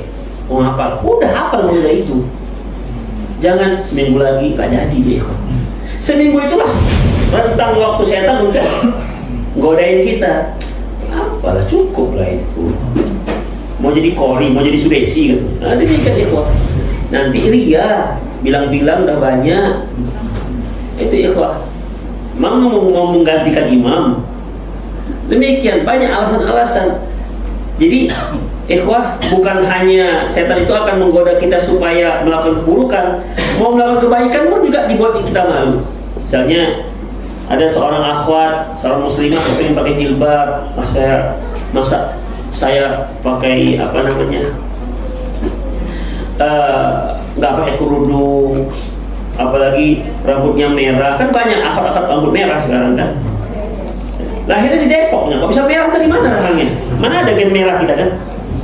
Demikian, kadang-kadang Mirabella, kadang brown, kadang-kadang blonde itu. Dari mana datangnya? Demikian, yang di bleaching, di bonding, lah hafal sama emaknya. Jadi rahimallahu wa iyyakum, ya, nggak bagus. Ini artinya nggak jelas rambut aurat. Dia mau tutup berjilbab lah dia, berjilbab. Setan bisikkan, Nanti dikira orang alim kali. Nah, belum lagi setan-setan manusia yang menggodain dia, yang ngejek dia. Bidadari lewat ya, bidadarinya lewat, utang aja belum bayar, pakai jilbab. Kan gak ada hubungan jilbab dengan utang, ya kan? Demikian ikhwah, percuma aja pakai jilbab, karena ada begitu. Ikhwah, itu lisan-lisan syaitan supaya dia itu gak jadi melakukan kebaikan. Nanti ria, nah gitu-gitu ikhwah. Nanti ria, untuk apa kita berbuat baik kalau ria? Itu cara syaitan supaya kita nggak jadi melakukan kebaikan. Makanya ikhwah, kalau kita ada niat melakukan kebaikan, sekecil apapun kebaikan itu, lakukan segera, jangan ditunda. Karena taswif itu termasuk salah satu senjata syaitan untuk merusak manusia. Nanti ada niat baik, jangan nanti, lakukan segera mungkin. Jangan nanti, mumpung kita punya semangat untuk itu. Karena nanti belum tentu semangat kita sama dengan semangat itu. Demikian ikhwah rahimanallah wa iyyakum. Makanya Ibnu Umar mengatakan, idza amsayta fala tantazir subah. Kalau kalian pada sore hari ingin melakukan sesuatu pada sore hari, maka jangan tunggu besok. Wa idza asbahta fala tantazir masa. Kalau kalian pada pagi hari, jangan tunggu sore. Kalau kamu di pagi hari, jangan tunggu asar, jangan tunggu sore. Kalau kamu di sore hari, jangan tunggu subuh. Lakukan apa yang bisa kita lakukan. Abdullah bin Mas'ud, apa katanya?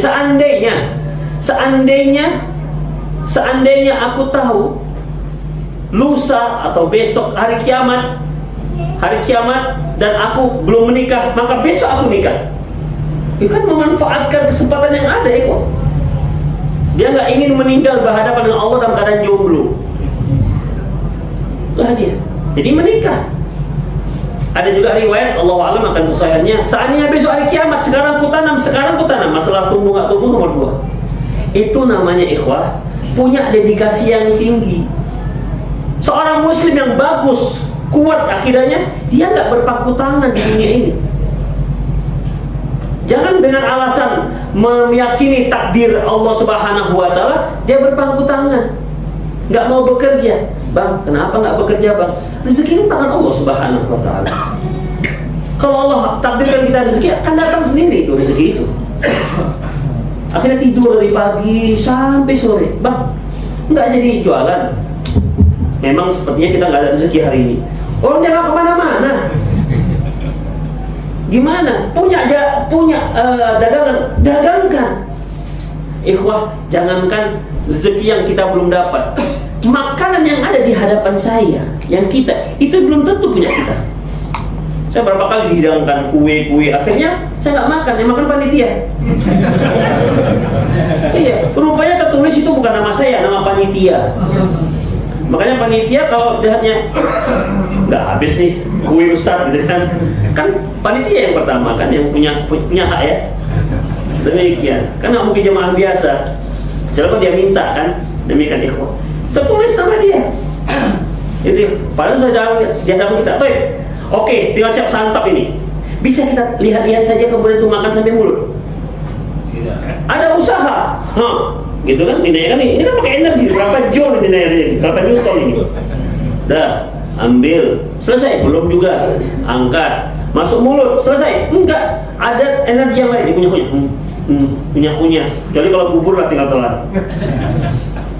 Demikian, sampai perut, pasti punya kita, belum tentu, kadang-kadang muntah.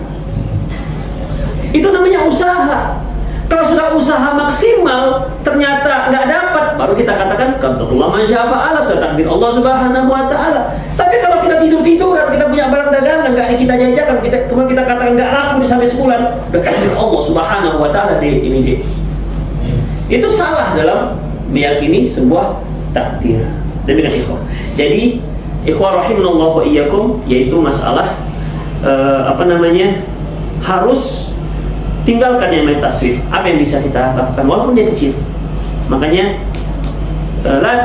Rasulullah SAW mengatakan, saya lupa apakah ini ucapan Rasulullah atau ucapan Ibnu Qayyim rahimahullah, la tahqiranna syai'an minal ma'ruf. Jangan kalian anggap remeh sekecil apapun perbuatan baik. Karena kalian nggak tahu mana perbuatan baik itu yang dapat masukkan ke surga. Siapa yang menyangka kalau seorang pelacur memberikan anjing hampir mati kehausan dapat masukkan dia ke surga? Siapa yang menyangka itu? Kan nggak ada yang menyangka itu. Ini masalah kecil kan? Masalah kecil. Tapi si pelacur ini dia punya effort yang cukup kuat.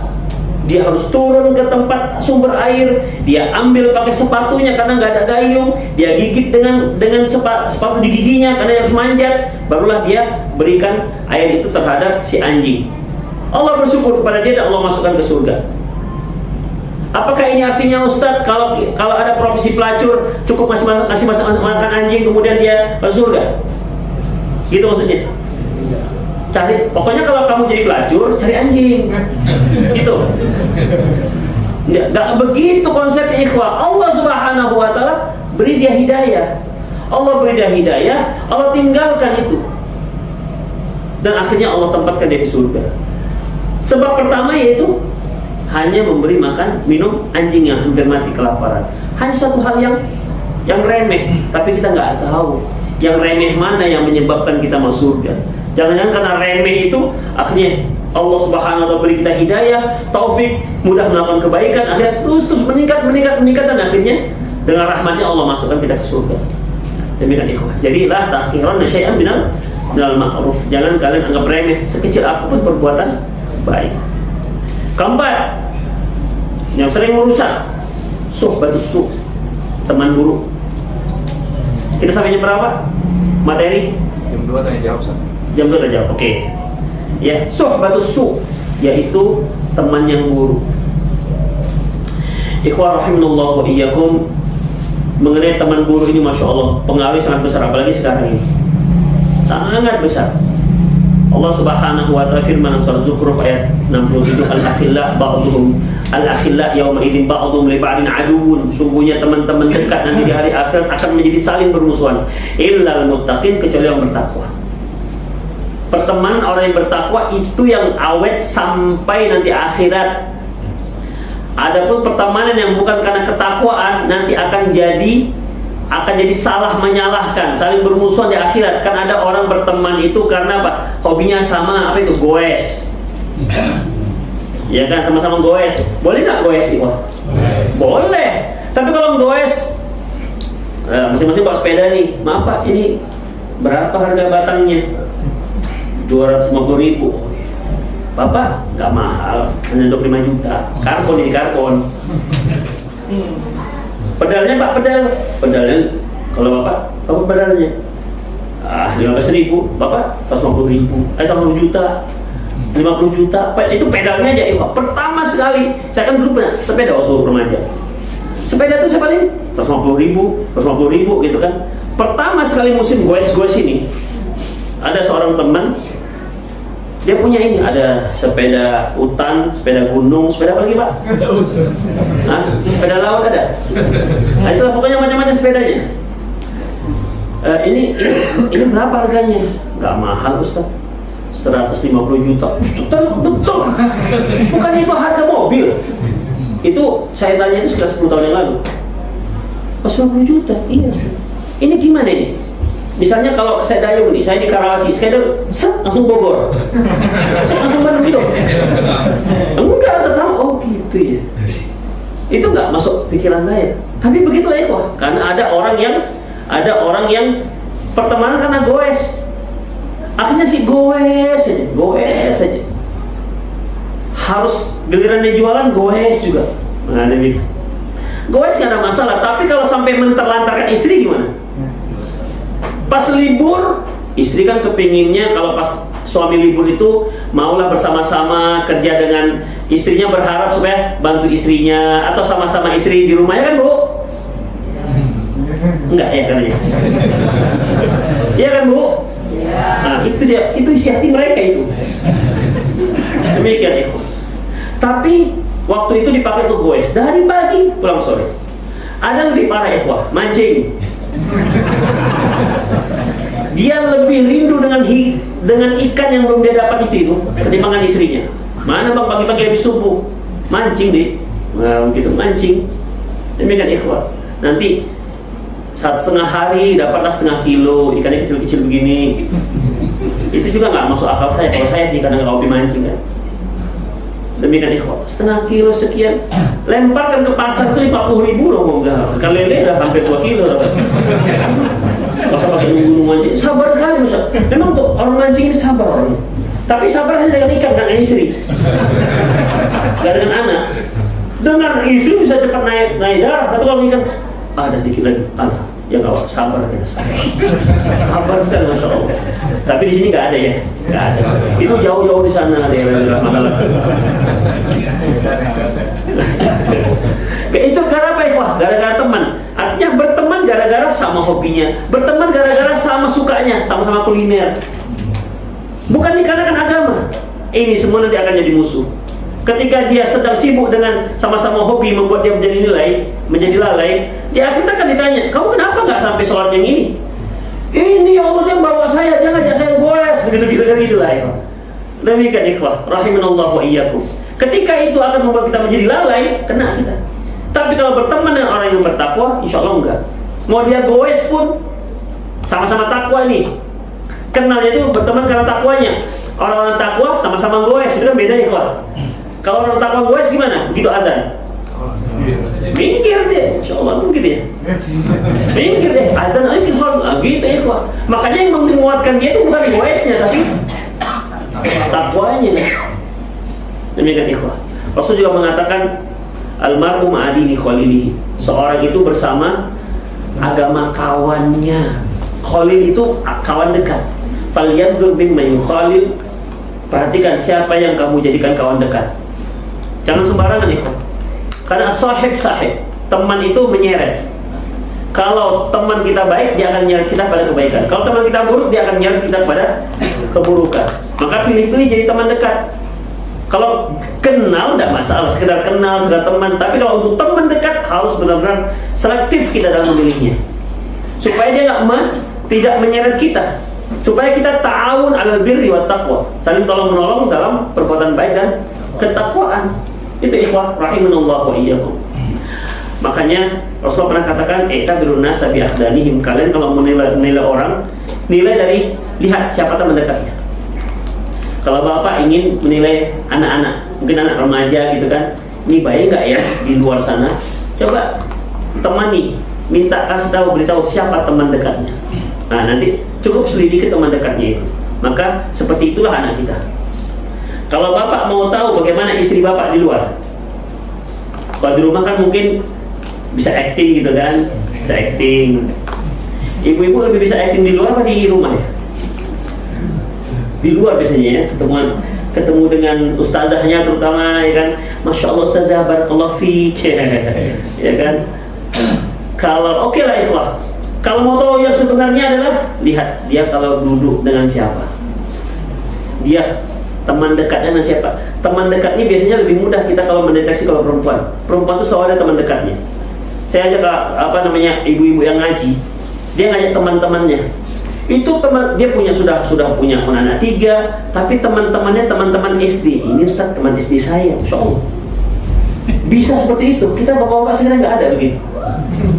Ada yang punya teman dekat dari SD sampai sudah punya anak, masih punya teman dekat gitu. Dia aja. Kita nggak ada. Tapi emak-emak ada. Ya kan Bu? Nah, itu dia. Makanya kajian-kajian ibu-ibu itu lebih cepat berkembang ketimbang bapak-bapak.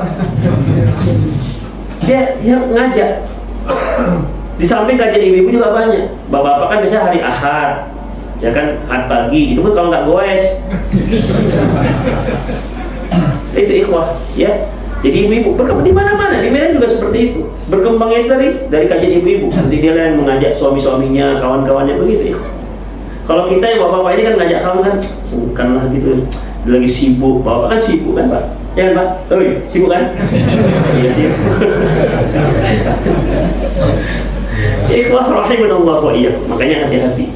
Pilih teman dekat. Teman itu sering merusak kita, ya.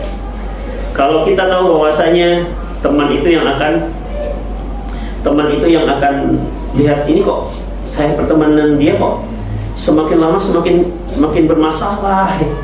Sholat kok semakin lalai, bawaannya gunjingin pemerintah, ketika bertemu si MBG aja yang dibicarakan. Udah habis MBG, ijazah palsu apa enggak? Nggak habis-habis. Itu masih nasionalnya. Kalau sudah internasional, Stad Hormuz yang dibahas. Wah, jadi ya harus hati-hati ya. Kemudian berikutnya kita percepat, yaitu insyaallah minat dunia, sibuk dengan dunia.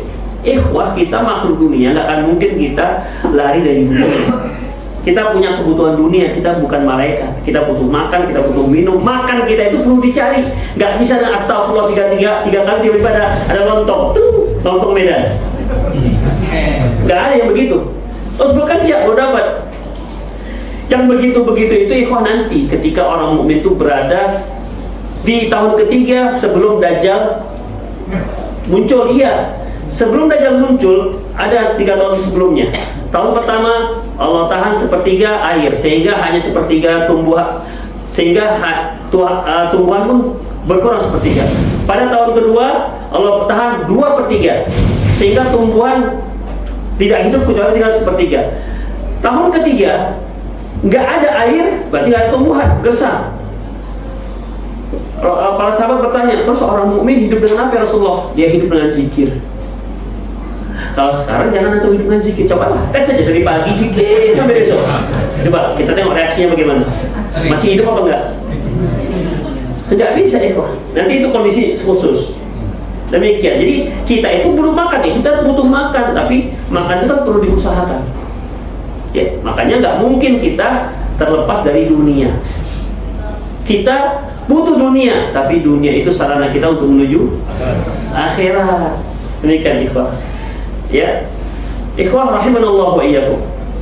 Rijalun la tulhihim tijaratu wala bai'un an dzikrillah wa iqamis shalah wa ita'iz zakat. Orang-orang yang dimana jual belinya, dagangnya tidak melalaikan mereka dari menegakkan sholat, tidak melalaikan mereka dari zakat, tidak melalaikan mereka dari zikir kepada Allah. Allah memuji mereka yang dagang tapi tidak melalaikan. Yang dicela oleh Allah gara-gara dagang melalaikan sholat. Demikian ikhwah. Ya. Terkadang ikhwah rahimallahu wa iyyakum, setan bisa masuk dengan cara yang lain. Seperti misalnya seorang misalnya menutup aurat, itu kan sebuah ibadah. Kalau ibu-ibu, batas auratnya apa saja ibu? Apa saja yang boleh terlihat? Wajah dan telapak tangan itu yang boleh dilihat, ya kan? Pakai jilbabnya harus besar, tidak boleh, dan tidak boleh transparan. Itu loh sumber dasarnya, dasar utamanya. Tapi setan bisa masuk di situ. Dengan cara apa? Jangan mulai banyaknya model-model jilbab dengan model-model gamis, sama-sama besar, sama-sama untuk aurat, juga tidak transparan, tidak sempit, tapi modelnya. Demikian ikhwah. Kadang-kadang ibu-ibu ini worrying dia memperebutkan jilbab. Ada yang begitu. Dia pergi ngaji, kemudian dia pakai gamis. Kan kalau dulu zaman-zaman awal-awal dulu kan jilbab itu kan sampai lutut muter gitu kan. Sekarang gimana jilbab ibu? Sini belah sini. Perkembangan model jilbab kita. Pertama muter gitu kan, di bawah sudah muter, nggak ada potongan-potongan. Tapi dibuat apa ikhwah? Model kedua dibuat tempat masuknya lengan, macam unyil tuh jadinya, macam unyil. Abaya. Ya kan Bu? Oke. Kemudian lama-lama belah. Tapi belahnya masih pakai resleting, bisa otomatis. Kalau repot di resleting, kalau tutup. Lama-lama ini kan udah belah nih, dipotonglah di sini. Pertama potongnya di sini, lama-lama sekarang di sini potong udah. Jadi modelnya itu segitiga depan, segitiga bawah, segitiga depan, segitiga di belakang. Potongannya sudah di sini. Kalau di sini saya khawatirkan itu, karena ketika dia begini akan melihat bentuk payudaranya. Kalau di sini masih oke lah. Masalahnya kenapa di sini? Para desainer itu ingin memperlihatkan bagaimana fashion di ujung tangan.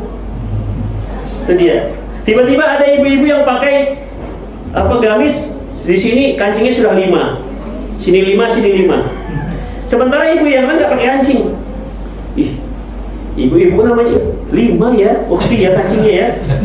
5 di sini. Iya, ini fashion terbaru. Udahlah, mulailah.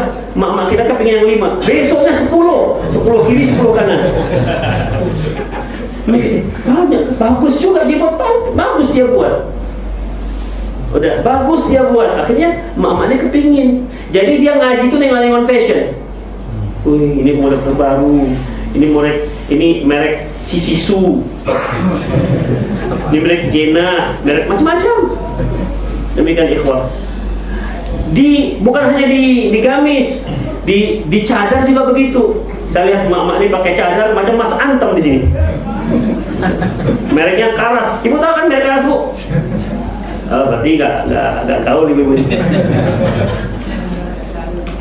Ini kan ikhwah. Jadi model-model begitu. Ada yang mini cadar di sini. Jadi kalau saya yang pakai itu masih nampak ujung jenggot saya masih nampak. Kalau makan tidak tembus ya.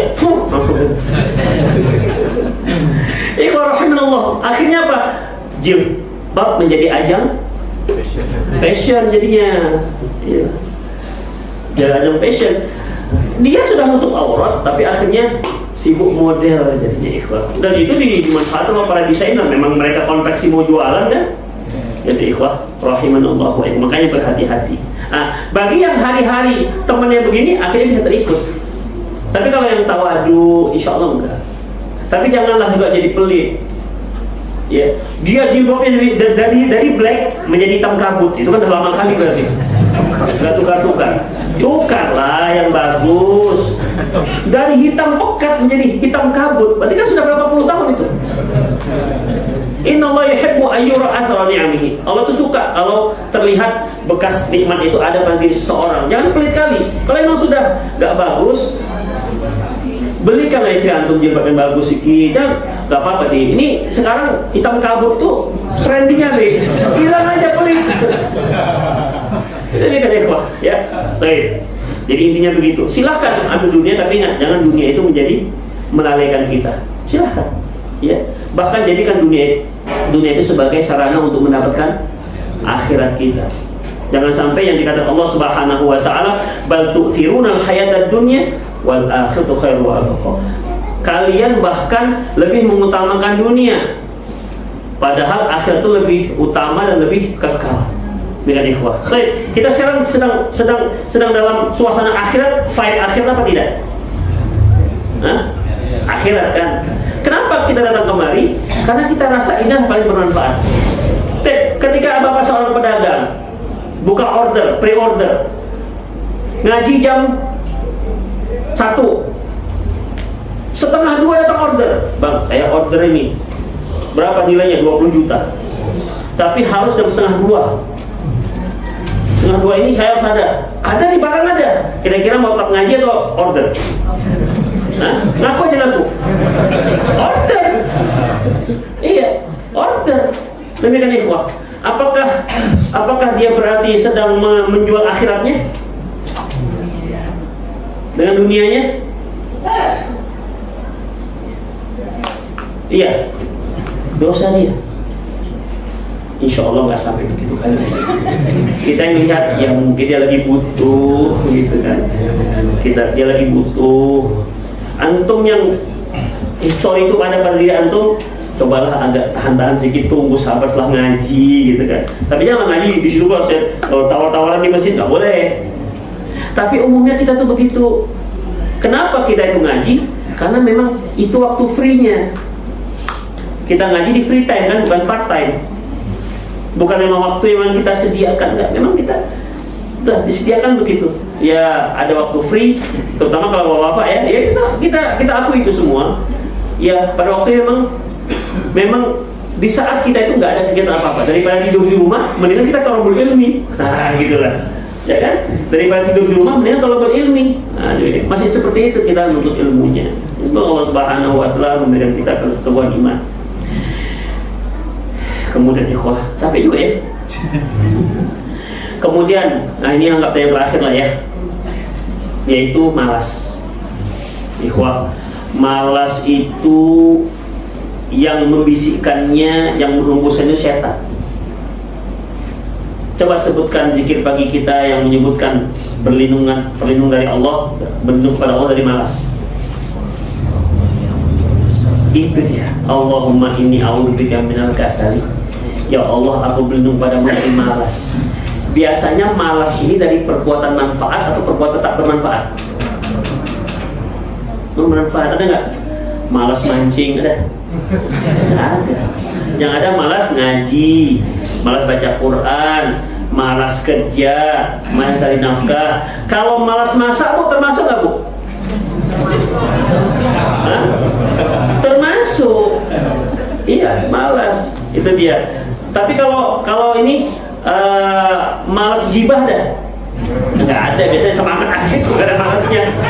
Ini kan ya nikmat sekali. Di sini daerah Karawaci ini masih ada fashion masuk nggak yang mak-mak duduk di kafe minum kopi? Ada. Astagfirullah. Setahu saya dulu yang ngopi itu bapak-bapak di warung kopi, nggak ada mama-mama. Iya kan? Coba ingat nggak? Ada mama kita minum kopi di warung terutama, nggak ada bapak-bapak. Tapi passionnya sekarang mama minum kopi. Dulu kita kopi 3 gelas, dah taruhkan di saringan kain, udah seceret bisa kan? Sekarang kopinya Masya Allah, Americano, Espresso, Cool Brown. Demikian ya, Pak. Harganya bukan seperti dulu. Secangkir besar 5.000, sekarang berapa? 5.000. Gitu ya. Dan yang duduk mak-mak pulang ngaji. Kapan pulangnya, Dek? Nanti zuhur, sampai rumah jam 4. Kenapa? Karena ada passion habis ngaji, nongkrong di kafe. Kira-kira yang mereka bahas apa? Usul fikih, usul tafsir itu mereka bahas. Apa yang mereka bahas? Hah? Masalah gamis, oke. Itu kan lagi sih, Masya Allah ya. Ini hijaunya hijau lumut. Iya, kalau saya hijau botol, kamu hijau apa? Hijau aja masalah mereka. Hijau aja, masih hijau aja. Mikir kalau antum punya istri seperti itu sabar ya, Bang, mau beli warna hijau. Hijau kan udah 6 deh hijau. Ini hijaunya beda, Bang. Ini hijau army. Hijau army. Ini saya tahu ya, Pak, ketika waktu di umroh gitu kan. Saya kira tuh hanya mama kita aja mendunia itu rupanya. Ya. Jadi kalau sahabat Indonesia, saya kan waktu itu ada ibu-ibu kita pakai hijau apa gitu kan, di komentar ya saya lupa apa orang Arab orang mana, dia bahasa artinya bagus hijaunya ya, dia pakai pakaian hijau juga, yang komentar bagus hijaunya, hijau apa ya itu gitu. Kita bapak-bapak ada bahas hijau nggak ada. Dan ini kan ikhwah, jadi banyak pembahasan mereka di kafe itu. Kalau sudah habis pembahasannya dibahas suami biasanya.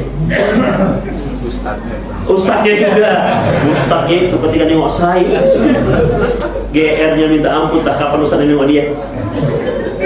Demikian, apalagi kalau nama ibu itu disebutkan, ibu ini ada, Masya Allah GR kali dia langsung baper.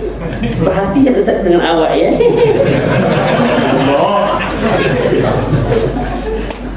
Banyak kali saya tanya itu. Makanya Rasulullah katakan, innal mar'a idza kharaja istashara syaitan. Wanita itu kalau keluar rumah itu akan dijadikan senjata oleh syaitan. Walaupun ngaji, tapi kan wanita yang ngaji pakai jilbab bagus kan mangsa pasarnya antum ini lah kan. Yang keluar itu antum seperti ini. Demikian. Apalagi yang bangsa kancingnya 20 di sini, 20 di sini. Itu ikhwah rahimanallahu iyyakum. Ya, jadi dalam masalah ini ikhwah ya, malas itu merupakan satu hal yang membuat kita malas dalam berbuat baik. Ya, mas berbaik. Ibu-ibu yang biasa nongkrong di kafe, malas gak deh ke kafe? Enggak. Kok saya tanya, kira-kira kalau masalah urusan kita dengan istri, lebih banyak uang keluar istri apa uang keluar kita? Istri. Nah, coba kok sedikit. Sebutkan nama antum, kemudian bilang keluar. Istri, banyak kebutuhannya. Ditambah lagi kebutuhan nongkrong di kafe, semakin mantap kita mengeluarkannya. Tadi ngapain deh? Ke kopi. Kita biasa kopi pakai saringan di dapur. Iya kan? Satu kopinya kopi kapal api. Ya kan? Kalau sudah di kafe kan beda kopinya, harus yang asli gitu kan. Berapa deh saya duduk? Gak mahal, Bang. Cepet limpul, tahu cepet limpul? Tahu nggak cepet limpul? Itu bahasa orang Medan. Cepet 100, limpul 50.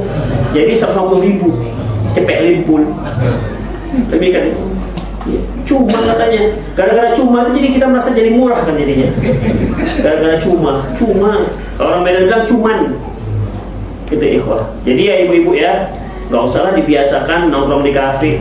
Sholat aja ibu-ibu itu disuruh di tempat gudang hartanya lebih baik dia sholat di sana ketimbang dia sholat di ruang tidurnya. Sholat di ruang tidurnya lebih baik dibandingkan dia sholat di ruang tamunya. Dia sholat di ruang tamu lebih bagus dibandingkan dia sholat di masjid kompleknya. Dia sholat di masjid kompleknya lebih bagus dibandingkan dia sholat di masjid umumnya.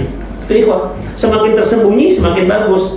Sholat aja begitu, apalagi cuman minum kopi. Kalau ibu suka kopi, beli aja kopi buat rumah. Jadi kami nggak boleh Ustaz kumpul-kumpul di kafe. Gimana jawaban kita? Namanya kan bisa nyecar deh. Jadi nggak boleh. Bilang saja hukumnya Ustaz. Jangan lihat-lihat nggak jelas begitu. Apa hukumnya? Hah? Setan. Bu, saya nggak bilang ya Bu, Bapak itu bilang.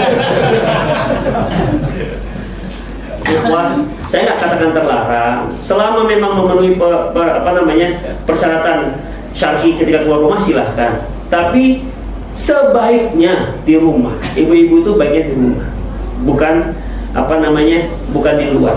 Dan kalaupun taklim jangan banyak kali taklimnya.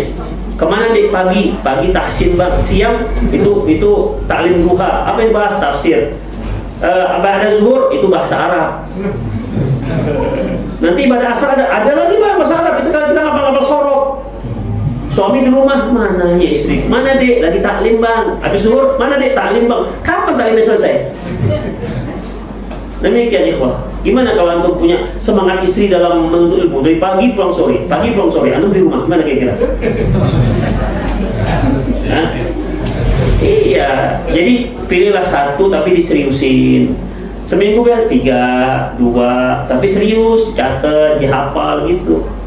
Bukan hanya senang taklim ngumpul-ngumpul. Tapi itulah. Kadang-kadang istri lebih kuat dibandingkan kita kan. Bang, hari ini saya mau taklim. Dia bukan minta izin, masih tahu. Kita katakan silakan kan silakan. Bang, hari ini adik mau ngaji. Kita aja bilang, siap bos. Astagfirullah, tapi ibu di sini saya kalah. Bukan. Masya Allah, pokoknya karena di sekitarnya soleha-soleha. Udahlah ikhwah, itu saja ya kajian kita semua. Semoga apa yang kita bahas bermanfaat. Ya itulah intinya, sebenarnya sudah sering-sering lah kita dengar tema-tema ini. Tapi mungkin fadzakir in dzikra tanfa'ul mu'minin. Ingatkanlah, karena peringatan itu baik untuk orang-orang mukmin. Memang kita harus diingatkan lagi. Islam itu memang diingatkan. Kadang-kadang yang sudah diingatkan besok udah lupa lagi. Ya, semoga dengan diingatkan semangat lagi melakukannya. Kemudian lemah, diingatkan lagi gitu. Itulah fungsinya daripada pengajian itu. Baik, itu saja kajian kita, semoga bermanfaat. Aku lupa lihat wa astaghfirullah wa lakum wal muslimin innahu rahim. Bagi ikhwan dan akhwat yang mau bertanya dipersilakan. Monggo. Sampai jam 4 pertanyaan. Ya silakan. 4 pertanyaan sampai jam berapa itu biasanya? Dia kalau 4 pertanyaan panjang jawabannya gimana? 4 pertanyaan berarti 2 ibu-ibu, 2 bapak. Udah masuk Ustaz. Oh, udah masuk. Iya. Coba silakan dulu Ustaz. Assalamualaikum warahmatullahi wabarakatuh. Pertanyaan masuk. Assalamualaikum Ustaz. Apakah istri saat tidak bisa menahan marah kadang suka angkat suara ke suami dan malas melayani, apakah itu dosa? Itu jawabannya cukup itu. Ikhwah rahimanallahu iyyakum.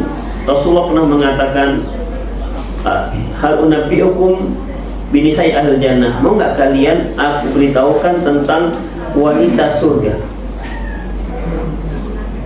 Para sahabat mengatakan, bala ya Rasul, tentu ya Rasulullah. Al-walud, wanita yang subur. Wal-wadud, yang penyayang. Wal-a'ud, dan yang kembali. Artinya kalau idza adathu au udhiyat, kalau dia disakiti oleh suaminya atau dia menyakiti suaminya, dia akan datang pada suaminya, dia pegang tangannya, demi Allah aku tidak akan bisa tidur sampai engkau ridho kepadaku.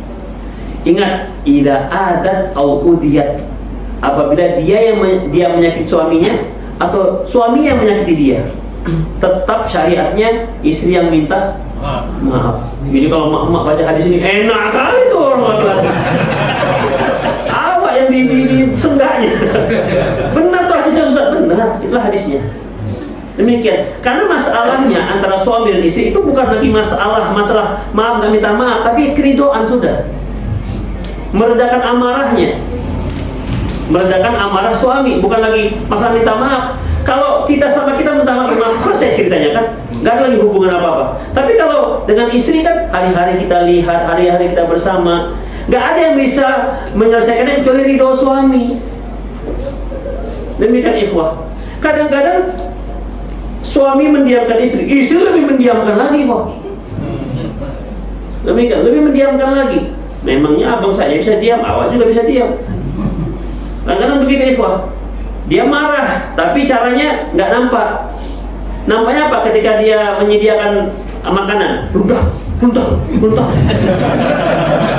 Iya, agak dihempas-hempaskan gitu. Ya kita sebagai suami tahu lah ini lagi marah. Nah, antum juga sebagai suami yang baik, jangan langsung direspon. Dihentakkan deh, aku juga bisa hentak. Nggak begitu juga, ya. Nggak begitu juga. Sebagai suami yang bijak, ya dia ingin menyelesaikan masalah. Demikian ikhwah, ya. Tapi memang istri itu tidak boleh bersikap seperti itu kepada suami. Saya sering katakan kepada ibu-ibu, kalau menghadapi suami jangan pakai sifat suami. Sifat suami itu bicara, berhujah, berdebat, tegas, apalagi nggak menye-menye, gitu kan, nggak menangis. Itu sifat suami. Makanya kalau ibu ada masalah dengan suami memberikan datanya, hujahnya, ibu jangan balas hujahnya. Apa nggak tahu data kami ya? Kalau Rasulullah Sallallahu Alaihi Wasallam, wa qala Allah, ikhwah, suami nggak bisa digitukan. Ya, jadi jangan didebat. Walaupun ibu tahu argumentasi suami itu salah. Misalnya membicarakan masalah selat Hormuz, misalnya ini, masing-masing punya analisa. Ini Iran kalah, enggak bang, Amerika yang kalah. Untuk apa dibahas itu? Tapi kadang-kadang kan jadi bahas yang nggak jelas gitu. Ibu-ibu nggak usah debat masalah itu. Bahkan debat masalah ini juga masalah agama, jangan juga suami didebat. Walaupun ibu-ibu lebih banyak yang mendengar ilmunya, ya. Tapi belum tentu juga suami merasa kalah dengan ibu-ibu. Berapa banyak ibu-ibu yang hari-hari ngaji, kemudian ketika dia bicara dengan suaminya, seolah suami itu nggak pernah ngaji, seolah suaminya tahu semuanya. Oh, kalau itu abang tahu deh, lama abang tahu itu, gitu. Demikian, nggak mau kalah. Jadi jangan dikalahkan suami. Jangan debat. Jadi gimana? Dengar saja, iya bang, iya bang. Jadi kamu tuh salah deh, iya bang salah. Gitu caranya. Kalau lebih tegas lagi dia nangis saja, udah nangis, jangan balas-balas. Nangis itu yang disukai oleh para suami laki-laki, ya, nangis, kemudian lembut. Nah kalau suami jangan lembut, adik jangan, suami tegas, istri lembut, bersikap lembut kepada suami. Jangan suara istri lebih kuat dibandingkan suara istri. Ada satu kisah. Dengar ya. Artinya ada seorang suami istri lah. Saya kenal dua orang ini sejak mereka belum menikah. Bahkan istrinya kenalnya setelah dia menikah. Saya kenal dengan ikhwan ini udah lama lah, sebelum nikah sampai dia nikah. Ada masalah di rumah tangganya. Kemudian datang berdua nih. Saya selalu masalah itu kalau datang berdua, kalau nggak berdua nggak mau. Jadi setelah banyak bicara, sekarang saya tanya apalah yang antum mau dari istri antum. Dia katakan, saya mau Ustaz, istri saya lebih lembut dalam bicara. Nyanggah istrinya, karena istrinya juga sudah ngaji-ngaji. Ustaz, kalau saya berbuat buruk, itu kan karena akibat suami yang mau buat maksiat. Dia ingat satu ucapan, saya lupa apa, Sufyan Ats-Tsauri, bahwasanya aku tidaklah berbuat maksiat kecuali itu akan berdampak pada istriku dan kendaraanku. Jadi saya buat begini kadang-kadang dia juga itu Ustaz. Awalnya jadi Ustaz, pening juga.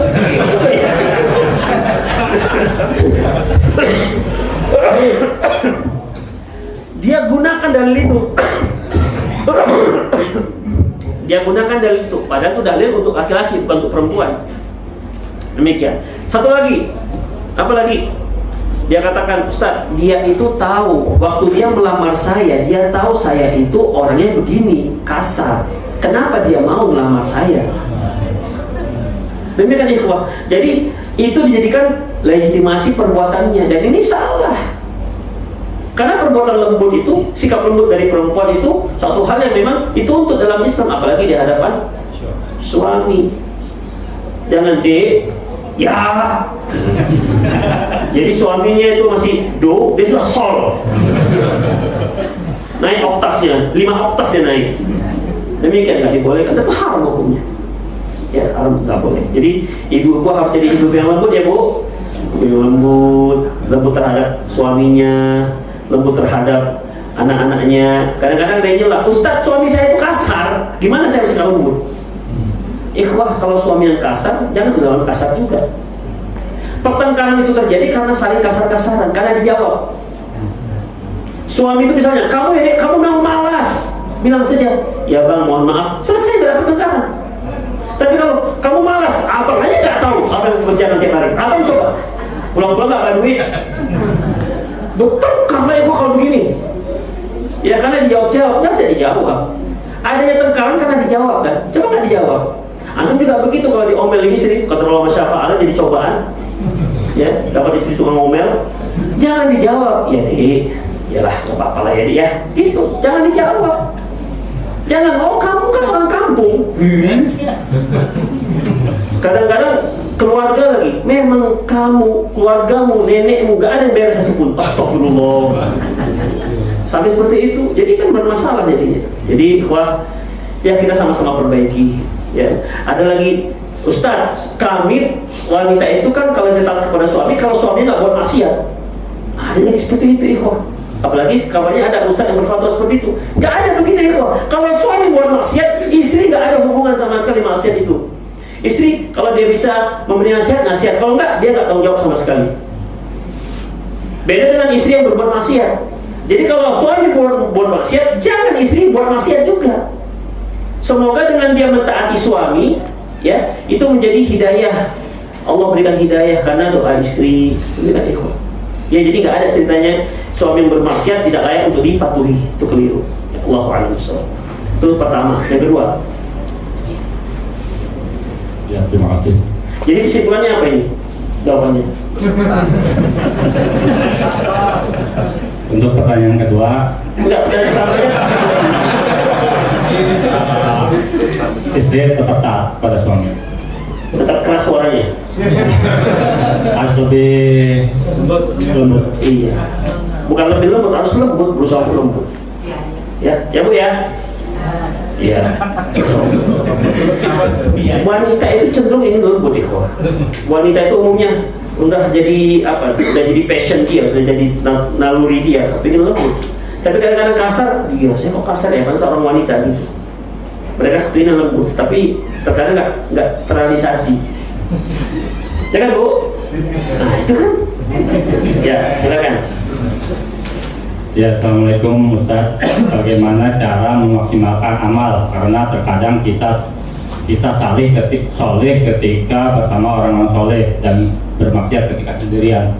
Ikhwah rahimallahu wa iyyakum.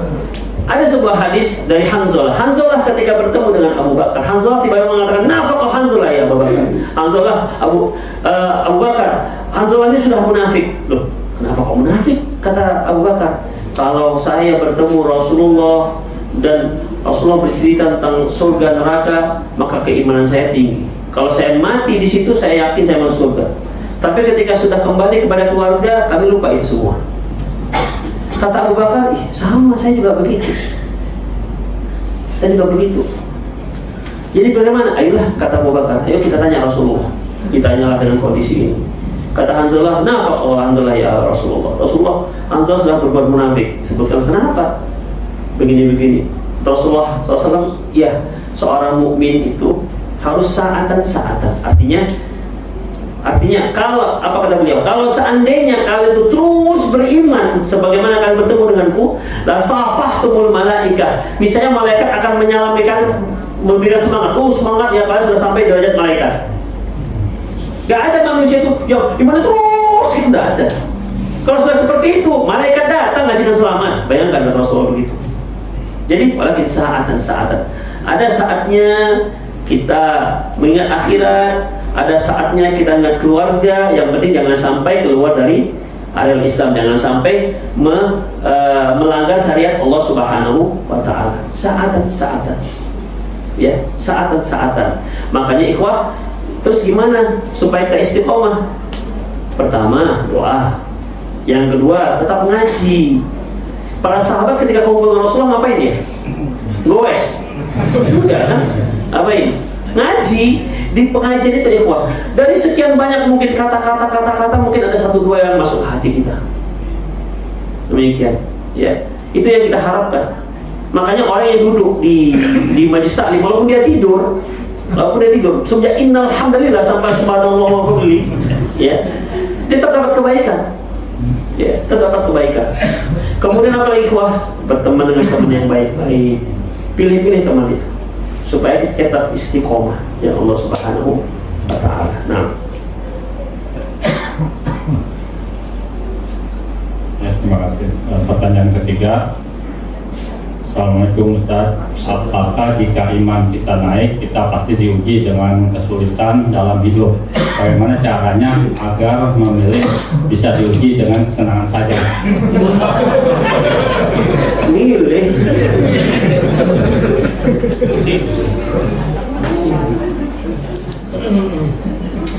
Ikhwah, semua itu kan merupakan takdir Allah Subhanahu wa taala. Allah mengatakan wa nabluukum bisyarri wal khair fitnah. Kami uji kalian dengan kebaikan dan keburukan. Jadi orang yang sedang diuji itu bukan orang yang sedang sakit saja. Orang yang sedang sehat pun itu ujian. Bukan hanya orang yang miskin saja. Orang yang kaya itu juga sedang dapat ujian. Bukan orang yang sedang waktunya lapang saja. Orang yang sedang waktunya sempit juga ujian. Kita ikhwah, Allah ciptakan di dunia ini dalam keadaan susah. Laqad khalaqnal insana fi kabad. Kami ciptakan manusia itu dalam kesusahan. Susah, kita semua susah. Demikian. Kenapa orang memandang, kenapa kita senang? Karena orang lain memandang kita. Enak kali Ustaz itu ya. Enak kalilah dia gini. Kita, si Ustaz merasakan Susah juga. susah juga nih Ustaz yang punya pantar gara-gara Ustaz dunia ini. Demikian, ada Ustaz yang lebih kaya misalnya. Susah juga dia. Atau kalau dia kajian sedikit, kajian yang lain Ustaz lain banyak. Enggak ikhlas mereka yang nuntut ilmu, pilih-pilih ustaz. Nah gitu kan, itu dia biasanya tuh pilih-pilih ustaz, enggak ikhlas dia. Ikhwan namanya juga mad'u, mana yang dia suka dia datang. Alhamdulillah dia masih suka. Kalau nggak suka sama sekali, gimana? Alhamdulillah. Jadi seorang ustaz itu juga harus bijaklah dikit, ya. Kalau dia antum nggak jadi fansnya dia, ya sudah, kan ada yang lain yang mau belajar. Demikian. Kan ada modelnya kalau belajar itu tazkiyatun nufus saja kan, kita harus nangis, tertawa, gitu kan. Ini ibu-ibu biasanya. Ibu-ibu. Ada yang sukanya, aduh kok ini aja, ingin fikih. Ya macam-macam itu. Ada yang sukanya Ustaz lembut, apa, ibu. Ada yang ngantuk Ustaz ini, gitu kan. Macam-macam, kalau kamu suka-suka macam-macam. Ada yang suka pedas, ada yang suka manis, ada yang suka semua, macam-macam nih kok. Ya, nggak semua keimanan kita itu sama. Jadi selama dia masih ngaji sudah. Saya kadang-kadang lihat ada ini, dia sering ngaji tiba-tiba dia nggak ngaji. Saya tanya di mana dia? Oh dia ngaji di sini. Di hari ini. Oh udah bagus. Selama dia masih ngaji masih bagus. Demikian ikhwah. Ya. Jadi apa tadi pertanyaannya? Sampai lupa sih. Pertanyaannya yaitu ujian. Ujian, ikhwah, ujian. Jadi semua kita kena ujian. Kami para ustaz diuji oleh antum. Antum juga kami uji. Ini lama-lama selesai kan ujian juga ini kan. Antum masih nengokin jam aja. Ada yang itu kan kode keras namanya. Itu ada lama kali pun. Itu maknanya. Kalau saya nggak berusaha karena nggak itu ya. Nggak itu. Ya. Mungkin cepat sekali ya. Kok cepat kali ya? Mungkin gitu ya. Iya lah. Insya Allah kan. Itu juga ujian ikhwah. Ya, itu juga ujian. Jadi ikhwah, manusia itu sedang diuji semua. Jangan dikira kita tuh hanya kita yang diuji. Ikhwah, orang Jakarta kalau dia mau healing atau dia mau wisata kemana? Ke puncak. Kenapa di sana? Dingin.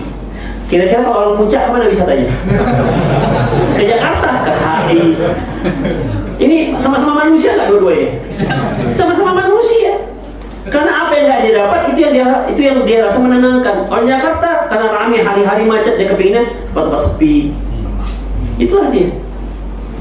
Orang yang hari-hari makannya daging, kepinginnya apa? Asam, beli asam gitu kan, sayur asam. Lah kepinginnya yang hari-hari makan tuh sayur asam, kepinginnya daging. Itu hadiah. Orang yang tinggal di pinggir pantai, kepinginnya ke kota, ke gunung. Orang yang di pantai, di kota, kepinginnya ke pantai. Gitu-gitu, itu manusia. Nggak ada selesai-selesainya. Yakinlah nggak ada selesai-selesainya. Makanya kalau kita tidak melaksanakan sabda Nabi SAW, ajab li amri mu'min, sungguh mengagumkan orang mukmin ini. In asabahu sarra fa syakara fa kana khairullah. Kalau dia mendapatkan kesenangan, dia bersyukur, itu baik untuk dia. Wa in asabahu dharra fa sabara fa kana khairullah. Kalau dia mendapat ujian, dia bersabar, dia itu baik untuk dia. Kita syukur dan sabar itu dua hal yang harus ada pada diri kita. Kalau enggak pernah kita merasakan keistimewaan dan kebahagiaan dunia. Apapun yang Allah berikan. Padahal Allah katakan bahwasanya wa nabluukum bisyarri wal khair, kami uji kalian dengan kebaikan dan keburukan. Jadi miskin itu sebuah ujian, kaya juga ke ujian. Lebih banyak mana orang yang berhasil melewati cobaan miskin apa cobaan kaya? Miskin, ya kan Bu? Miskin. Jadi ibu mau dicoba kaya apa coba miskin? Coba kaya juga ya. Ya kalau gitu. Tapi belum tentu kita berhasil kan mendapatkan melewatinya. Demikian ikhwah. Kalau dia miskin, ikhwah, dia nggak ada kepingin main judi di Las Vegas misalnya kan. Demikian, nggak ada keinginan apa-apa. Ya udah keluarganya saja, untuk keluarganya saja dia kurang. Demikian ikhwah. Tapi kalau orang punya banyak duit, bahkan dia bisa menzolimi orang lain. Kenapa? Dia atur, hepeng dan mengatur negarawan kata orang Batak. Tahu dia. Nah, uang yang mengatur. Iya, uang yang mengatur semuanya negara. Demikian ikhwah. Karena dia punya duit, dia merasa lebih. Itu ikhwah. Makanya ikhwah rahimallahu wa iyyakum. Jadi bagaimana takdir kita susah senang itu sebenarnya bukan di uang, bukan di harta, bukan di sehat, tapi di mana? Syukur dan sabar, di situ sebenarnya. Itu ikhwah. Di situ dia, bukan di banyaknya harta. Ikhwah, kalau sebagai pegawai ketika dia mendekati, kalau dia lihat direkturnya yang punya perusahaan turun naik Alphard, Wildfire segala macam, ya kan? Ih, enak sekali ya. Pakai baju mewah, sepatu mewah, rumah mewah, suka dia. Kalau ketika mau dekat Idul Fitri, siapa yang penting? Pegawai apa perusahaan? Perusahaan? Mikir. Kadang-kadang dia sebelum Ramadan sudah pergi dia. Alasannya itikaf. Supaya ketemu dengan pegawai-pegawainya, karena itu tutup apa? THR. Ada kita sama-sama pening. Siapa bilang nggak ada sama-sama pening? Semua kita masing-masing punya cobaan. Semua kita miskin punya cobaan. Orang kaya jangan-jangan lebih berat cobaan dia dibandingkan orang miskin. Demikian. Tapi kita tetap ingin cobaan menjadi kaya atau miskin? Tetap kaya juga ya. Ya udah terserah kan.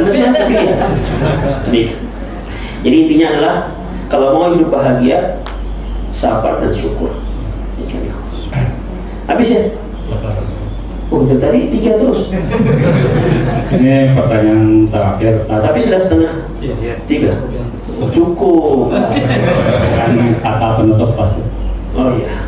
Oke lah ikhwah. Karena sudah setengah 3 ya, semoga sedikit yang kita sampaikan tadi bermanfaat ya, bermanfaat. Seperti yang saya katakan tadi, sering-seringnya kita dengar, tapi insya Allah untuk mengingatkan dan kita memang saling mengingatkan. Semoga Allah Subhanahu wa Ta'ala mengampuni semua dosa-dosa kita dan mengumpulkan kita di surganya kelak dengan taufik dan rahmatnya. Demikian aku qouli hadza. Satu lagi ikhwah, semoga Allah menjadikan rumah tangga kita rumah tangga yang sakinah, mawaddah. Baik, aku qouli hadza wa astaghfirullah li wa lakum wa lisal muslimin innahu wal ghafurur rahim. Kita akhiri dengan doa kafaratul majlis. Subhanallah wa bihamdihi asyhadu an la ilaha illa anta astaghfiruka wa atubu ilaik. Wa akhiru da'wana alhamdulillahi rabbil alamin. Assalamualaikum warahmatullahi wabarakatuh. Waalaikumsalam.